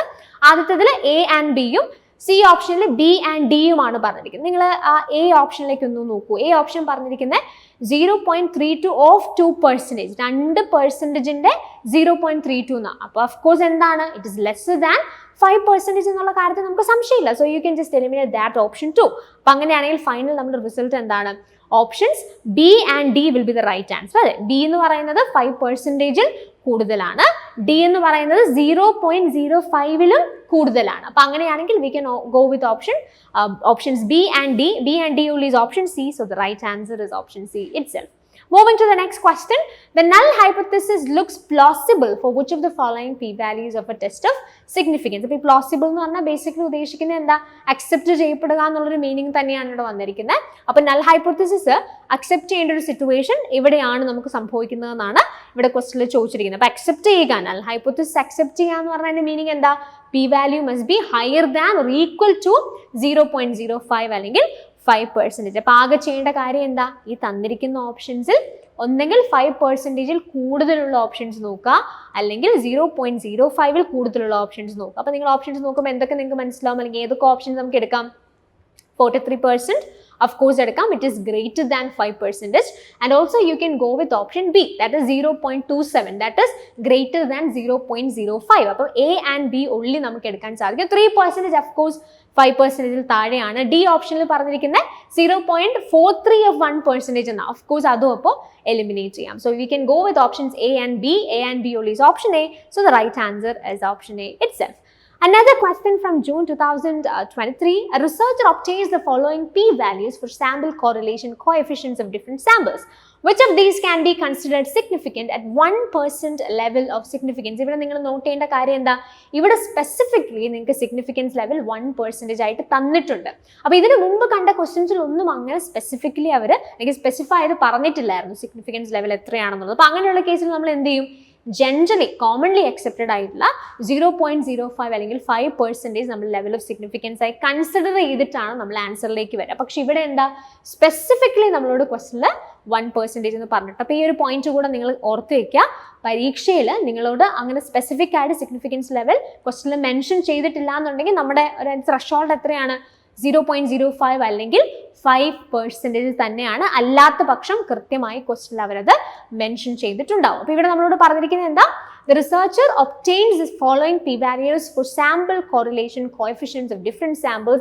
Which of these can be considered significant at 1% level of significance? അപ്പോൾ significant ആണെന്നാ പറഞ്ഞിരിക്കുന്നത്. Statistically significant എന്ന് പറഞ്ഞാൽ അതിന്റെ അർത്ഥം എന്താ, that means the p-value should be less than 0.01. Statistically significant എന്ന് പറഞ്ഞാൽ the p-value should be less than 0.01. അപ്പോൾ ഇവിടെ തന്നിരിക്കുന്ന ഓപ്ഷൻസിൽ നിന്ന് 0.01-ൽ താഴെയുള്ള ഓപ്ഷൻസ് നിങ്ങൾ കൺസിഡർ ചെയ്താൽ മതി. സോ ഏതൊക്കെ ഓപ്ഷൻസ് നിങ്ങൾക്ക് എടുക്കാൻ പറ്റും, U can go with option A and also option D. So these two options are less than 0.01. So A and D only is the right answer. A and D only is option C. So the right answer is option C itself. So വളരെ significant ആയിട്ടുള്ള area ആണ് നമ്മൾ so far discuss ചെയ്തത്. Already ഞാൻ പറഞ്ഞതുപോലെ വളരെ specific ആയിട്ടാണ് ഈ ഏരിയ നമ്മൾ ഡീൽ ചെയ്യാൻ ശ്രമിച്ചത്. നിങ്ങൾക്കൊരു പേപ്പർ 1 പോയിന്റ് ഓഫ് വ്യൂവിൽ ഈ ഒരു പെർട്ടിക്കുലർ ഏരിയാസുമായിട്ട് ബന്ധപ്പെട്ട് വരുന്ന ക്വസ്റ്റ്യൻസിനെ ബേസ് ചെയ്തുകൊണ്ട് എങ്ങനെ നിങ്ങൾക്ക് ക്വസ്റ്റ്യൻസിന് ആൻസർ ചെയ്യാം എന്നുള്ളൊരു പെർസ്പെക്റ്റീവിലാണ് ഈ കോൺസെപ്റ്റ്സ് നമ്മൾ പഠിക്കാനായിട്ട് ശ്രമിച്ചത്. So that's it. ഇനി നമുക്ക് അടുത്ത ഏരിയയിലേക്ക് മൂവ് ചെയ്യാം. അടുത്തായിട്ട് നമ്മൾ നോക്കുന്ന area is abbreviations in academic writing. In the very recent exams ഇതൊന്നും ഒരുപാട് ക്വസ്റ്റ്യൻസ് ഇങ്ങനെ എക്സ്പ്ലോർ ചെയ്യപ്പെടുന്നതായിട്ട് നമുക്ക് കാണാനായിട്ട് സാധിക്കും. സോ അക്കാഡമിക് റൈറ്റിംഗ്സിൽ നമ്മൾ ജനറലി ഉപയോഗിക്കുന്ന അബ്രിവിയേഷൻസ് അല്ലെങ്കിൽ ഷോർട്ട് ഫോംസിനെ ബേസ് ചെയ്തിട്ടുള്ള ചോദ്യങ്ങളാണ് ഇവിടെ നമ്മൾ കോൺസെൻട്രേറ്റ് ചെയ്യാനായിട്ട് പോകുന്നത്. അപ്പോൾ ഈ ഒരു ഏരിയയിൽ നമുക്ക് ഒരുപാട് അബ്രിവിയേഷൻസ് കാണാൻ സാധിക്കും. Short forms we can use in academic writing. അപ്പോൾ അതിൽ ഏറ്റവും സിഗ്നിഫിക്കൻ്റ് ആയിട്ടുള്ള ഇമ്പോർട്ടൻ്റ് ആയിട്ടുള്ള കുറച്ചെണ്ണമായിരിക്കും നമ്മൾ ഇവിടെ എക്സ്പ്ലോർ ചെയ്യാനായിട്ട് പോകുന്നത്. അപ്പോൾ ജനറലി നമ്മൾ ഈ അബ്രിവിയേഷൻസിനെ കുറിച്ച് സംസാരിക്കുമ്പോൾ ജനറൽ കേസിൽ നമ്മൾ ഈ ഫുഡ് നോട്ട്സിലും റെഫറൻസസിലും ഒക്കെ ഉപയോഗിക്കുന്ന ചില ടേംസ് വളരെ ഫ്രീക്വൻ്റ്ലി നമ്മൾ എക്സ്പ്ലോർ ചെയ്യാറുണ്ട്. അപ്പോൾ ജനറലി അങ്ങനെ നമ്മൾ നോക്കുന്ന ചില ടേംസ് നമുക്ക് ആദ്യം നോക്കാം. അതിനുശേഷം ഈ റീസെൻറ്റ് എക്സാംസിൽ നമുക്ക് ആവശ്യമായിട്ട് വന്നിട്ടുള്ള അല്ലെങ്കിൽ റീസെൻറ്റ് എക്സാംസിൽ അവർ എക്സ്പ്ലോർ ചെയ്തിട്ടുള്ള ചില സ്പെസിഫിക് ടേംസ്, ഇതൊക്കെ ഒരു പരിധി വരെയൊക്കെ ആളുകൾ എക്സ്പ്ലോർ ചെയ്തിട്ടുള്ള അല്ലെങ്കിൽ അറിയുന്ന തരത്തിലുള്ള ടേംസ് ആയിരിക്കും. എന്നാലും അത് കോമൺ ആയതുകൊണ്ട് just will go through that. And അതിനുശേഷം വളരെ സ്പെസിഫിക്കലി റീസെൻറ്റ് എക്സാംസിൽ അവരെന്താണ് കോൺസെൻട്രേറ്റ് ചെയ്തിരിക്കുന്നതെന്ന് നോക്കിയിട്ട് അതിനെ ബേസ് ചെയ്തിട്ടുള്ള ചില ഇമ്പോർട്ടൻറ്റ് ഷോർട്ട് ഫോംസ് അല്ലെങ്കിൽ ഇങ്ങനെയുള്ള അബ്രിവിയേഷൻസ് നമുക്ക് നോക്കാം. സോ ആദ്യം നമ്മൾ നോക്കുന്നത് ഫുഡ് നോട്ട്സ് ആൻഡ് റെഫറൻസിൽ നമ്മൾ ഉപയോഗിക്കുന്ന വളരെ സിഗ്നിഫിക്കൻ്റ് ആയിട്ടുള്ള ഒരു അബ്രിവിയേഷനാണ് IBID എന്ന് പറയുന്നത്. So it means the same. It's a Latin term and it means the same. ഇത് നമ്മൾ എന്തിനാണ് യൂസ് ചെയ്യുന്നത് ഫുഡ് നോട്ട്സിൽ അല്ലെങ്കിൽ റെഫറൻസസിലൊക്കെ? It refers to the same author and source in the immediately preceding reference. അതായത് നിങ്ങൾ ഒരു ഓതർ അല്ലെങ്കിൽ ഒരു പെർട്ടിക്കുലർ ഓതറിനും അദ്ദേഹത്തിൻ്റെ സോഴ്സിനെയും നിങ്ങൾ റെഫർ ചെയ്തു, ഇമീഡിയറ്റ്ലി അതേ ഓതറിൻ്റെ അതേ വർക്ക് തന്നെ നിങ്ങൾക്ക് ഒന്നുകൂടെ റെഫർ ചെയ്യണം എന്നുണ്ടെങ്കിൽ അത് അതുപോലെ തന്നെ വീണ്ടും എഴുതേണ്ട ആവശ്യമില്ല. അതിന് പകരം you can use this abbreviation that is IBID. അതിന് വേണ്ടിയിട്ടാണ് നമ്മൾ ഈ ഒരു ഷോർട്ട് ഫോം യൂസ് ചെയ്യുന്നത്. വളരെ ഇമ്പോർട്ടൻ്റ് ആയിട്ടുള്ള വേറൊരു significant abbreviation ആണ് OPCIT എന്ന് പറയുന്നത്, which means works cited. So this is again Latin word which refers to opus citatum. അതിൻ്റെ ഒരു മീനിങ് ആണ് works cited എന്ന് പറയുന്നത്. അപ്പോൾ ഈ OPCIT നമ്മൾ എന്തിനാണ് യൂസ് ചെയ്യുന്നത്? It refers to the reference listed earlier by the same author. അപ്പോൾ ഇവിടെ നമ്മൾ പറഞ്ഞു ഇമ്മീഡിയറ്റ്ലി നമ്മൾ ഒരെണ്ണം പറഞ്ഞു തൊട്ടടുത്ത് തന്നെ സെയിം ആയിട്ടുള്ള ആ സെയിം റെഫറൻസ് കൊടുക്കണമെങ്കിൽ you can use IBID. And OPCIT എന്ന് പറഞ്ഞാൽ നിങ്ങൾ ഈ സെയിം ഓതറിനെ എവിടെയെങ്കിലും അല്ലെങ്കിൽ നിങ്ങൾ ഓൾറെഡി ഈ സെയിം ഓതറിനെ ഓൾറെഡി എവിടെയെങ്കിലും മെൻഷൻ ചെയ്തിട്ടുണ്ട് നിങ്ങളുടെ വർക്കിലെന്നുണ്ടെങ്കിൽ വീണ്ടും അദ്ദേഹത്തെ തന്നെ റെഫർ ചെയ്യുന്ന സമയത്ത് U can go with OPCIT. പിന്നെ മറ്റൊരു ഇമ്പോർട്ടൻ്റ് ആയിട്ടുള്ള ഒരു യൂസേജ് ആണ് അല്ലെങ്കിൽ ഒരു ഷോർട്ട് ഫോം ആണ് LOXIT എന്ന് പറയുന്നത്. And this is again A Latin word. It has A Latin origin and it is commonly used in footnotes and endnotes, and it is used to repeat the title and page number for a given work. അതായത് ആ place സൈറ്റഡ് എന്നാണ് ഇതിൻ്റെ meaning. അതായത് ആ ലൊക്കേഷനാണ് നമ്മൾ അവിടെ focus ചെയ്യുന്നത്. വേറെ നിങ്ങൾക്ക് ഓൾറെഡി റെഫർ ചെയ്തിട്ടുള്ള അല്ലെങ്കിൽ ഓൾറെഡി ഉള്ളൊരു റെഫറൻസിലെ ടൈറ്റിലും പേജ് നമ്പറും, ഒരു പെർട്ടിക്കുലർ വർക്കിൻ്റെ ടൈറ്റിലും പേജ് നമ്പറും അതുപോലെ തന്നെ ഒന്നുകൂടെ നിങ്ങൾക്ക് റെഫർ ചെയ്യേണ്ടി വരുന്നു എന്നുണ്ടെങ്കിൽ അത് വീണ്ടും നിങ്ങൾ എന്ത് ചെയ്യേണ്ട കാര്യമില്ല, അതുപോലെ തന്നെ മെൻഷൻ ചെയ്യേണ്ട കാര്യമില്ല. You can use this abbreviation. മറ്റൊരു കോമൺ ആയിട്ടുള്ള അബ്രിവിയേഷൻ ആണ് et al എന്ന് പറയുന്നത്. ആൻഡ് അതർ എന്നുള്ളൊരു മീനിങ് ആണ് ഇതിനുള്ളത്. And it is used when referring to a number of people. അതായത് നമ്മൾ ഈ റെഫറൻസ് ഒക്കെ കൊടുക്കുന്ന സമയത്ത് there are certain വർക്ക്സ്, ഇപ്പോൾ 2ൽ കൂടുതൽ ഓതേഴ്സ് കമ്പൈൻഡ് ആയിട്ട് എഴുതിയിട്ടുള്ള വർക്ക്സ് ഉണ്ടാവും. അപ്പോൾ 3 അതിൽ കൂടുതൽ അല്ലെങ്കിൽ 2-ലധികം ഓതേഴ്സ് കമ്പൈൻഡ് ആയിട്ട് ചെയ്തിരിക്കുന്ന വർക്ക്സ് നിങ്ങൾ മെൻഷൻ ചെയ്യുന്ന സമയത്ത് അവരുടെ എല്ലാം പേരുകളും നിങ്ങൾ ആ റെഫറൻസിൽ കൊടുക്കേണ്ട കാര്യമില്ല. അവിടെ നിങ്ങൾക്ക് യൂസ് ചെയ്യാനായിട്ട് സാധിക്കുന്ന ഒരു അബ്രിവിയേഷൻ ആണ് et al. It's A very common abbreviation ആയി ഗെസ്. എല്ലാവർക്കും അത്യാവശ്യം അറിയുന്ന ഒരു അബ്രിവിയേഷൻ. ഇതാണ് ജനറൽ കേസിൽ നമ്മൾ എപ്പോഴും കാണാറുള്ള അല്ലെങ്കിൽ ജനറലി നമ്മൾ എക്സ്പ്ലോർ ചെയ്യാറുള്ള അക്കാഡമിക് റൈറ്റിംഗ്സിൽ വളരെ കോമൺ ആയിട്ട് നമ്മൾ പറയാറുള്ള അബ്രിവിയേഷൻസ് എന്ന് പറയുന്നത്. അപ്പം apart from this there are certain others too. ഇതിനകത്ത് പലതും നമുക്ക് അറിയുന്ന കാര്യങ്ങൾ തന്നെയാണ്. ഇപ്പം ETC എക്സെട്ര എന്ന് പറഞ്ഞാൽ ഇറ്റ് മീൻസ് സോ ഓൺ, അല്ലെങ്കിൽ IE ദാറ്റ് ഇസ്, ഇതൊക്കെ നമുക്ക് അറിയുന്നതാണ്. അല്ലെങ്കിൽ എക്സാംപ്ലി ഗ്രാറ്റ്സിയ EG എന്ന് പറഞ്ഞാൽ ഫോർ എക്സാമ്പിൾ എന്നുള്ളത് അതിൻ്റെ മീനിങ് ഒക്കെ നമുക്കറിയാം. et al ഓൾറെഡി ഇവിടെയും ആഡ് ചെയ്തിട്ടുണ്ട്. പക്ഷേ ഇതിനകത്ത് തന്നെ അത്ര കോമൺ അല്ലാത്ത, നമ്മൾ അത്ര പരിചയമില്ലാത്ത ചില അബ്രിവിയേഷൻസ് ഉണ്ടാവാനായിട്ടുള്ള പോസിബിലിറ്റി ഉണ്ട്. ഇപ്പോൾ CF എന്ന് പറഞ്ഞാൽ എന്താ, it is a Latin abbreviation for compare. അപ്പോൾ ഇത് നമ്മൾ യൂസ് ചെയ്യുന്ന എവിടെയാണ്? It is use to indicate a comparison between 2 or more things. ഇപ്പോൾ രണ്ട് കാര്യങ്ങൾ തമ്മിലുള്ള കമ്പാരിസൺ നമ്മൾ പറഞ്ഞ സമയത്ത് you can use this abbreviation there. Then we have വിസ്. വിസ് എന്ന് പറഞ്ഞാൽ അവിടെ എന്താ, നെയിംലി എന്നുള്ളതാണ് നമ്മൾ അവിടെ യൂസ് ചെയ്യുന്നത്. നെയിംലി എന്നുള്ളത് അല്ലെങ്കിൽ ആ ഒരു മീനിങ്ങിലാണ് നമ്മൾ ആ ഒരു പെർട്ടിക്കുലർ യൂസേജ് അവിടെ കൊണ്ടുവരുന്നത്. ദെൻ വി ഹാവ് ദിസ്, ഇതിനെ YJ, വിഡേ എന്നൊക്കെ പറഞ്ഞ് പ്രൊനൗൺസ് ചെയ്യാറുണ്ട്. അക്കോർഡിംഗ് ടു ദ വേരിയസ് എന്താ ഓരോ ഏത് രീതിയിൽ നമ്മൾ പ്രൊനൗൺസ് ചെയ്യുന്നു എന്നുള്ളത് ഡിപ്പെൻഡ് ചെയ്തിരിക്കും. And this means refer to. അപ്പോൾ ഇങ്ങനെ ഇതല്ലാണ്ട് നമുക്ക് ചില ഇമ്പോർട്ടൻ്റ് ആയിട്ടുള്ള അബ്രിവിയേഷൻസ് കാണാനായിട്ട് സാധിക്കും. അതിൻ്റെ ഒരു ലിസ്റ്റാണ് നിങ്ങൾക്കിവിടെ ജസ്റ്റ് മെൻഷൻ ചെയ്തിരിക്കുന്നത്. അപ്പോൾ ഞാൻ ഓൾറെഡി പറഞ്ഞിരിക്കുന്നത് പോലെ, ഇപ്പം നമ്മൾ സോഫ്റ്റ്വെയർസ് ഒക്കെ പഠിച്ച സമയത്ത് പറഞ്ഞതുപോലെ തന്നെ ഇതൊരു കംപ്ലീറ്റ് ലിസ്റ്റ് ഒന്നും അല്ല. ഏറ്റവും ഇമ്പോർട്ടൻ്റ് ആയിട്ടുള്ള അബ്രിവിയേഷൻസ് ആണ് ഈ കോമൺലി നിങ്ങൾക്ക് ആവശ്യമായിട്ട് വരുന്ന, ചോദിക്കാൻ സാധ്യതയുള്ള അല്ലെങ്കിൽ ഇതിനു മുമ്പ് ചോദിച്ചിട്ടുള്ള ആ രീതിയിൽ നിങ്ങൾക്ക് ഐഡന്റിഫൈ ചെയ്യാൻ വരുന്ന ചില അബ്രിവിയേഷൻസ് അല്ലെങ്കിൽ ഷോർട്ട് ഫോംസ് ആണ് ഇവിടെ നമ്മൾ എക്സ്പ്ലോർ ചെയ്തിരിക്കുന്നത്. ക്വസ്റ്റ്യൻസ് ചെയ്യുന്നതിനനുസരിച്ച് എന്ത് ചെയ്യുക, നിങ്ങൾ കൂടുതൽ വാക്കുകൾ അല്ലെങ്കിൽ ഇങ്ങനെയുള്ള അബ്രിവിയേഷൻസ് ഒക്കെ നിങ്ങൾക്ക് കിട്ടുമ്പോൾ ഈ ലിസ്റ്റിലേക്ക് നിങ്ങൾ ആഡ് ഓൺ ചെയ്യുക. അപ്പോൾ അതിൻ്റെ ഒരു സ്റ്റാർട്ടിംഗ് പോയിന്റ് ഞാൻ നിങ്ങൾക്ക് തരികയാണ്.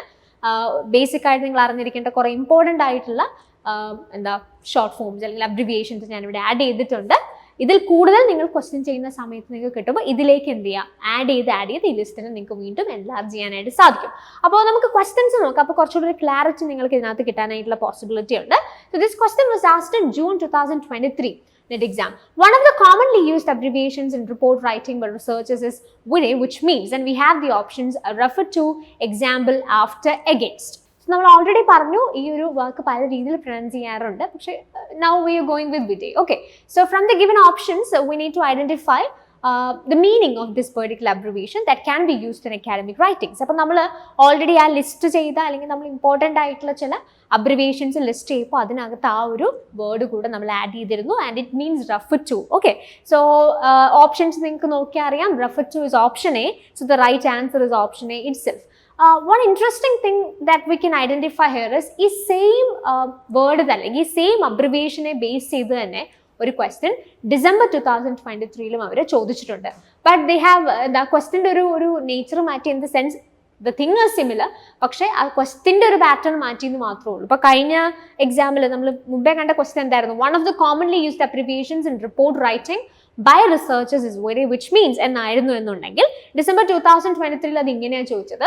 Which of the following correctly represents the meaning of the abbreviation WIDE used in academic writing? And we have the options against, with, refer to, namely. So ഇത്തരത്തിൽ നമ്മൾ എപ്പോഴും പറഞ്ഞൊരു കാര്യം, നെറ്റ് എക്സാമിൽ നിങ്ങൾക്ക് ഇങ്ങനെ സെയിം ക്വസ്റ്റ്യൻ കോപ്പി പേസ്റ്റ് ചെയ്യാമെന്നുള്ളൊരു രീതി പൊതുവിൽ കുറവാണ്. പക്ഷെ നിങ്ങൾക്ക് സെയിം കോൺസെപ്റ്റ്സ് എന്നുള്ള ക്വസ്റ്റ്യൻസ് ധാരാളമായിട്ട് കാണാൻ പറ്റും. അവിടെയാണ് ഈ പ്രീവിയസ് ഇയർ ക്വസ്റ്റ്യൻസ് ചെയ്യുമ്പോഴത്തേന് ഒരു പ്രയോജനം എന്ന് പറഞ്ഞാൽ നിങ്ങൾ ക്വസ്റ്റ്യൻസ് ചെയ്ത് നിങ്ങൾക്ക് ആ കോൺസെപ്റ്റ്സ് നന്നായിട്ട് ക്ലിയർ ആവും എന്നുള്ളത് വളരെ ഇമ്പോർട്ടൻ്റ് ആയിട്ടുള്ളൊരു കാര്യം. പിന്നെ അഫ്കോഴ്സ് ക്വസ്റ്റ്യൻസ് ചെയ്താൽ മാത്രമേ എത്ര കോൺസെപ്റ്റ് പഠിച്ച ഒരാൾക്കും അതെങ്ങനെ ഈ MCQs അല്ലെങ്കിൽ ഒബ്ജക്റ്റീവ് ടൈപ്പ് ക്വസ്റ്റ്യൻസിലേക്ക് ആഡ് ചെയ്യണം അല്ലെങ്കിൽ അതിലേക്ക് അപ്ലൈ ചെയ്യണം എന്നുള്ളൊരു ധാരണ ഉണ്ടാവുള്ളൂ. അതൊരു വളരെ ഇമ്പോർട്ടൻ്റ് ആയിട്ടുള്ള പോയിന്റ് തന്നെയാണ്. ആൻഡ് ഓൾസോ ഈ പറഞ്ഞതുപോലെ നിങ്ങൾ ചെയ്യുന്നത്, ഇപ്പം പല ആളുകളും പറയാറുണ്ടോ എത്ര ക്വസ്റ്റ്യൻ പ്രീവിയസ് ഇയർ ചെയ്താലും ആ ക്വസ്റ്റ്യൻ ഒന്നും അടുത്ത പരീക്ഷയ്ക്ക് കിട്ടത്തില്ല, അപ്പം അങ്ങനെയാണെങ്കിൽ ചെയ്യണോ എന്ന് ചോദിക്കുന്നവരുണ്ട്. അപ്പം ദ പോയിന്റ് ഇസ്, നമ്മൾ ആ സെയിം ക്വസ്റ്റ്യൻ ആൻസർ കിട്ടുന്നില്ലെങ്കിൽ പോലും ആ സെയിം കാര്യത്തെ ബേസ് ചെയ്തുകൊണ്ട് മേ ബി ഇങ്ങനെ ഒരു സെൻറ്റൻസിലൊക്കെ ഡിഫറൻസ് കൊടുത്ത് അവർ ചോദിക്കാം.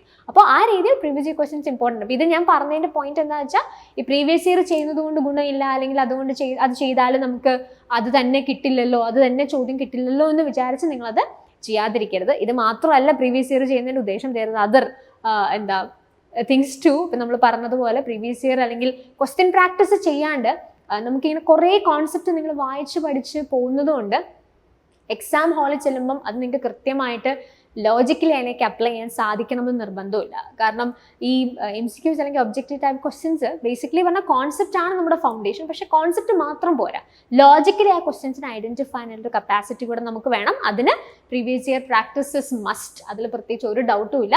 ആൻഡ് ഓൾസോ ഈ പറഞ്ഞതുപോലെ നിങ്ങൾ ഈ ക്വസ്റ്റ്യൻസ് ചെയ്യുമ്പോൾ അത് ചോദിച്ചിട്ടുള്ള കാര്യങ്ങൾ പിന്നെ വേറെ രീതിയിൽ നിങ്ങൾക്ക് ചോദിക്കാനായിട്ടുള്ള പോസിബിലിറ്റി ഉണ്ട്. അപ്പോൾ anyway the right answer for this question is option C, that is refer to.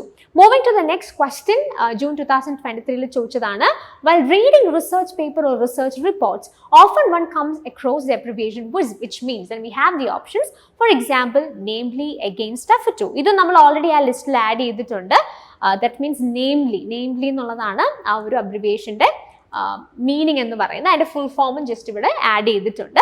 So namely is option B, right? So that is the right answer. The right answer for this question is option B itself. Another question from June 2023 exam itself.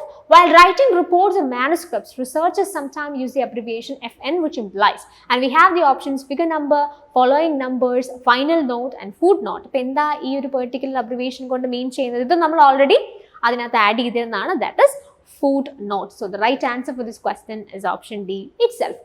So അങ്ങനെ നമ്മൾ ഈ സെഷൻ്റെ ഒരു final എൻഡിങ്ങിലേക്ക് വന്നിരിക്കുകയാണ്. അപ്പോൾ നമുക്ക് എല്ലാവർക്കും അറിയാവുന്ന പോലെ ഇപ്പോൾ ഈ സീരീസിൽ നമ്മൾ കുറച്ച് വീഡിയോസ് ആയി ചെയ്യുന്നു. അപ്പോൾ നിങ്ങൾക്ക് എല്ലാവർക്കും ഇപ്പോൾ ഇതിൻ്റെ ഒരു പാറ്റേൺ എന്താണ്, ഇവിടെ നമ്മൾ എന്താ ഫോക്കസ് ചെയ്യുന്നത്, ഇതിനെക്കുറിച്ചൊക്കെ നിങ്ങൾക്കൊരു ധാരണ ഇപ്പോൾ ആയിട്ടുണ്ട്. വളരെ റീസെൻ്റ് ആയിട്ട് നടന്ന 2023 ജൂൺ ആൻഡ് ഡിസംബർ സെഷൻസിനെ ബേസ് ചെയ്ത് പേപ്പർ 1ൻ്റെ ഡിഫറെൻറ്റ് മൊഡ്യൂൾസിൻ്റെ വളരെ അപ്ഡേറ്റഡ് ആയിട്ടുള്ള ഒരു അനാലിസിസ് ആണ് നമ്മൾ ചെയ്യുന്നത്. അപ്പോൾ ഓരോ മൊഡ്യൂളിലും എന്താണോ നിങ്ങൾക്ക് ആവശ്യമുള്ളത്. ഇപ്പോൾ ചില മൊഡ്യൂൾസിൽ ഇപ്പോൾ നമ്മൾ ടീച്ചിങ്ങിനകത്ത് ചില പുതിയ കാര്യങ്ങൾ പഠിച്ചു, റിസർച്ചിന് നമ്മൾ ചില പുതിയ കാര്യങ്ങൾ എക്സ്പ്ലോർ ചെയ്ത്, ഡേറ്റ ഇൻ്റർപ്രിട്ടേഷൻ നമ്മൾ ഓൾറെഡി ചെയ്തിരുന്നു. അതിനകത്ത് ഏറ്റവും റീസെൻ്റ് ആയിട്ട് വന്നിട്ടുള്ള ആ ക്വസ്റ്റ്യൻസിൻ്റെ പാറ്റേൺ ഫോക്കസ് ചെയ്തിട്ടുള്ളൊരു സെഷനാണ് നമ്മൾ ചെയ്തത്. പക്ഷേ ലോജിക്കൽ റീസണിങ് നമ്മൾ ഫോക്കസ് ചെയ്ത് എന്താ, പുതിയ കാര്യങ്ങൾ പഠിക്കുക എന്നുള്ളതിനപ്പുറത്തേക്ക് ഓൾറെഡി ചോദിച്ചുകൊണ്ടിരിക്കുന്ന കാര്യങ്ങൾ തന്നെ കുറച്ചുകൂടെ നന്നായിട്ട് തറവാക്കുക എന്നുള്ളതാണ് ലോജിക്കൽ റീസണിങ് നമുക്ക് ആവശ്യമായിട്ടുള്ള കാര്യം. അപ്പോൾ ഈ രീതിയിൽ ഓരോ മൊഡ്യൂളും എന്ത് ഡിമാൻഡ് ചെയ്യുന്നു എന്നുള്ളതിനനുസരിച്ചിട്ടാണ് നമ്മൾ സെഷൻസ് പ്ലാൻ ചെയ്യുന്നത്. അപ്പോൾ റിസർച്ച് ആപ്റ്റിറ്റ്യൂഡിൽ നമ്മൾ ചില പുതിയ കാര്യങ്ങൾ പഠിച്ചു എന്നാണ് ഞാൻ എക്സ്പെക്ട് ചെയ്യുന്നത്. ഇമ്പോർട്ടൻ്റ് ആയിട്ട് റീസെൻറ്റ് എക്സാംസിൽ പ്ലേജറിസം, അതുപോലെ തന്നെ ഇമ്പോർട്ടൻ്റ് ആയിട്ടുള്ള സോഫ്റ്റ്വെയർസ്, അക്കാഡമിക് റൈറ്റിംഗിൽ യൂസ് ചെയ്യുന്ന അബ്രിവിയേഷൻസ്, അതോടൊപ്പം തന്നെ പി വാല്യൂ റിലേറ്റഡ് ആയിട്ടുള്ള ക്വസ്റ്റ്യൻസ് നിങ്ങൾക്ക് ചോദിക്കുന്നത് കൊണ്ട് തന്നെ അതിനോട് അസോസിയേറ്റ് ചെയ്ത് നിങ്ങൾക്ക് പഠിച്ചാൽ മനസ്സിലാവുന്ന, പഠിക്കാൻ സാധിക്കുന്ന കുറച്ച് ആശയങ്ങൾ കൂടെ നമ്മൾ ഇതിനകത്ത് എക്സ്പ്ലോർ ചെയ്തിട്ടുണ്ട്. അപ്പോൾ ഈ ഒരു വീഡിയോ സീരീസ് നിങ്ങൾക്ക് ഹെൽപ്ഫുൾ ആവുന്നുണ്ട് എന്ന് പ്രതീക്ഷിക്കുന്നു. സോ അപ്കമിങ് ഡേയ്സിൽ പുതിയ മൊഡ്യൂൾസുമായിട്ട്, അല്ലെങ്കിൽ ഇതുവരെ നമ്മൾ ചെയ്യാത്ത പേപ്പറിലെ മറ്റ് മൊഡ്യൂൾസുമായിട്ട് നമ്മൾ ഒന്നിച്ച് വരുന്നതായിരിക്കും. നമുക്ക് ഒന്നിച്ചത് പഠിക്കാം. ആൻഡ് ഇങ്ങനെ വളരെ സിസ്റ്റമാറ്റിക് ആയിട്ടുള്ള ഒരു ലേണിംഗ് നിങ്ങൾക്ക് തീർച്ചയായിട്ടും നെറ്റിന് ആവശ്യമാണ്. നെറ്റ് എന്ന് പറയുന്നൊരു നാഷണൽ ലെവൽ കോമ്പറ്റേറ്റീവ് എക്സാം ആണ്. So it's not an easy job അല്ലേ. അപ്പം നമുക്ക് നന്നായിട്ട് പഠിച്ചാൽ മാത്രമേ ആൻസർ ചെയ്യാൻ പറ്റുള്ളൂ. അപ്പോൾ കറക്റ്റായിട്ട് പഠിക്കുക, അതെങ്ങനെ പഠിക്കണം, എന്ത് പഠിക്കണം, എങ്ങനെ അത് ഡീൽ ചെയ്യണം, ഈ ഒരു അണ്ടർസ്റ്റാൻഡിങ് വളരെ ഇമ്പോർട്ടൻ്റ് ആണ്. അപ്പോൾ പേപ്പർ 1ഉം പേപ്പർ 2ഉം ഈക്വലി ഇമ്പോർട്ടൻ്റ് ആണ്. ആൻഡ് പേപ്പർ 1 ആക്ച്വലി പറഞ്ഞാൽ നിങ്ങൾ നെറ്റ് ഓർ GRF ക്രാക്ക് ചെയ്യുമോ എന്നുള്ള കാര്യത്തിൽ ഒരു ഡിസിസീവ് ഫാക്ടറായിട്ട് പലപ്പോഴും ഒരു ഡിസിസീവ് എലമെൻ്റ് ആയിട്ട് വരുന്നതായിട്ട് നമുക്ക് കാണാനായിട്ട് സാധിക്കും. അപ്പോൾ ഈ രീതിയിൽ പേപ്പർ 1 വളരെ സിസ്റ്റമാറ്റിക്കലി പഠിക്കാൻ നിങ്ങൾക്ക് താല്പര്യമുണ്ടെന്നുണ്ടെങ്കിൽ you can also think of Appleby Academy's courses. നമുക്ക് online as well as offline courses available ആണ്. സോ അതിനെക്കുറിച്ച് നിങ്ങൾക്ക് ചിന്തിക്കാം. And also we have crash courses here. ഈ വരുന്ന ജൂൺ 2024 എക്സാം റിലേറ്റ് ചെയ്തിട്ട് ക്രാഷ് കോഴ്സസ് നമ്മൾ ചെയ്യുന്നുണ്ട്. So you can also think of that. അപ്പോൾ അതിനെക്കുറിച്ചൊക്കെ നിങ്ങൾക്ക് കൂടുതൽ വിവരങ്ങൾ അറിയാൻ താല്പര്യമുണ്ടെങ്കിൽ you can just contact the number that is given below. നിങ്ങളുടെ ടീമുമായിട്ട് നിങ്ങൾക്ക് കോൺടാക്ട് ചെയ്യാം, സംസാരിക്കാം, നിങ്ങളുടെ കൺസേൺസ് നിങ്ങൾക്ക് ക്ലാരിഫൈ ചെയ്യാൻ സാധിക്കുന്നതാണ്. So that's it for this session. So അടുത്തൊരു വീഡിയോയിൽ അടുത്തൊരു മൊഡ്യൂളുമായിട്ട് നമ്മൾ വീണ്ടും മീറ്റ് ചെയ്യുന്നതായിരിക്കും. Till then, thank you and happy learning.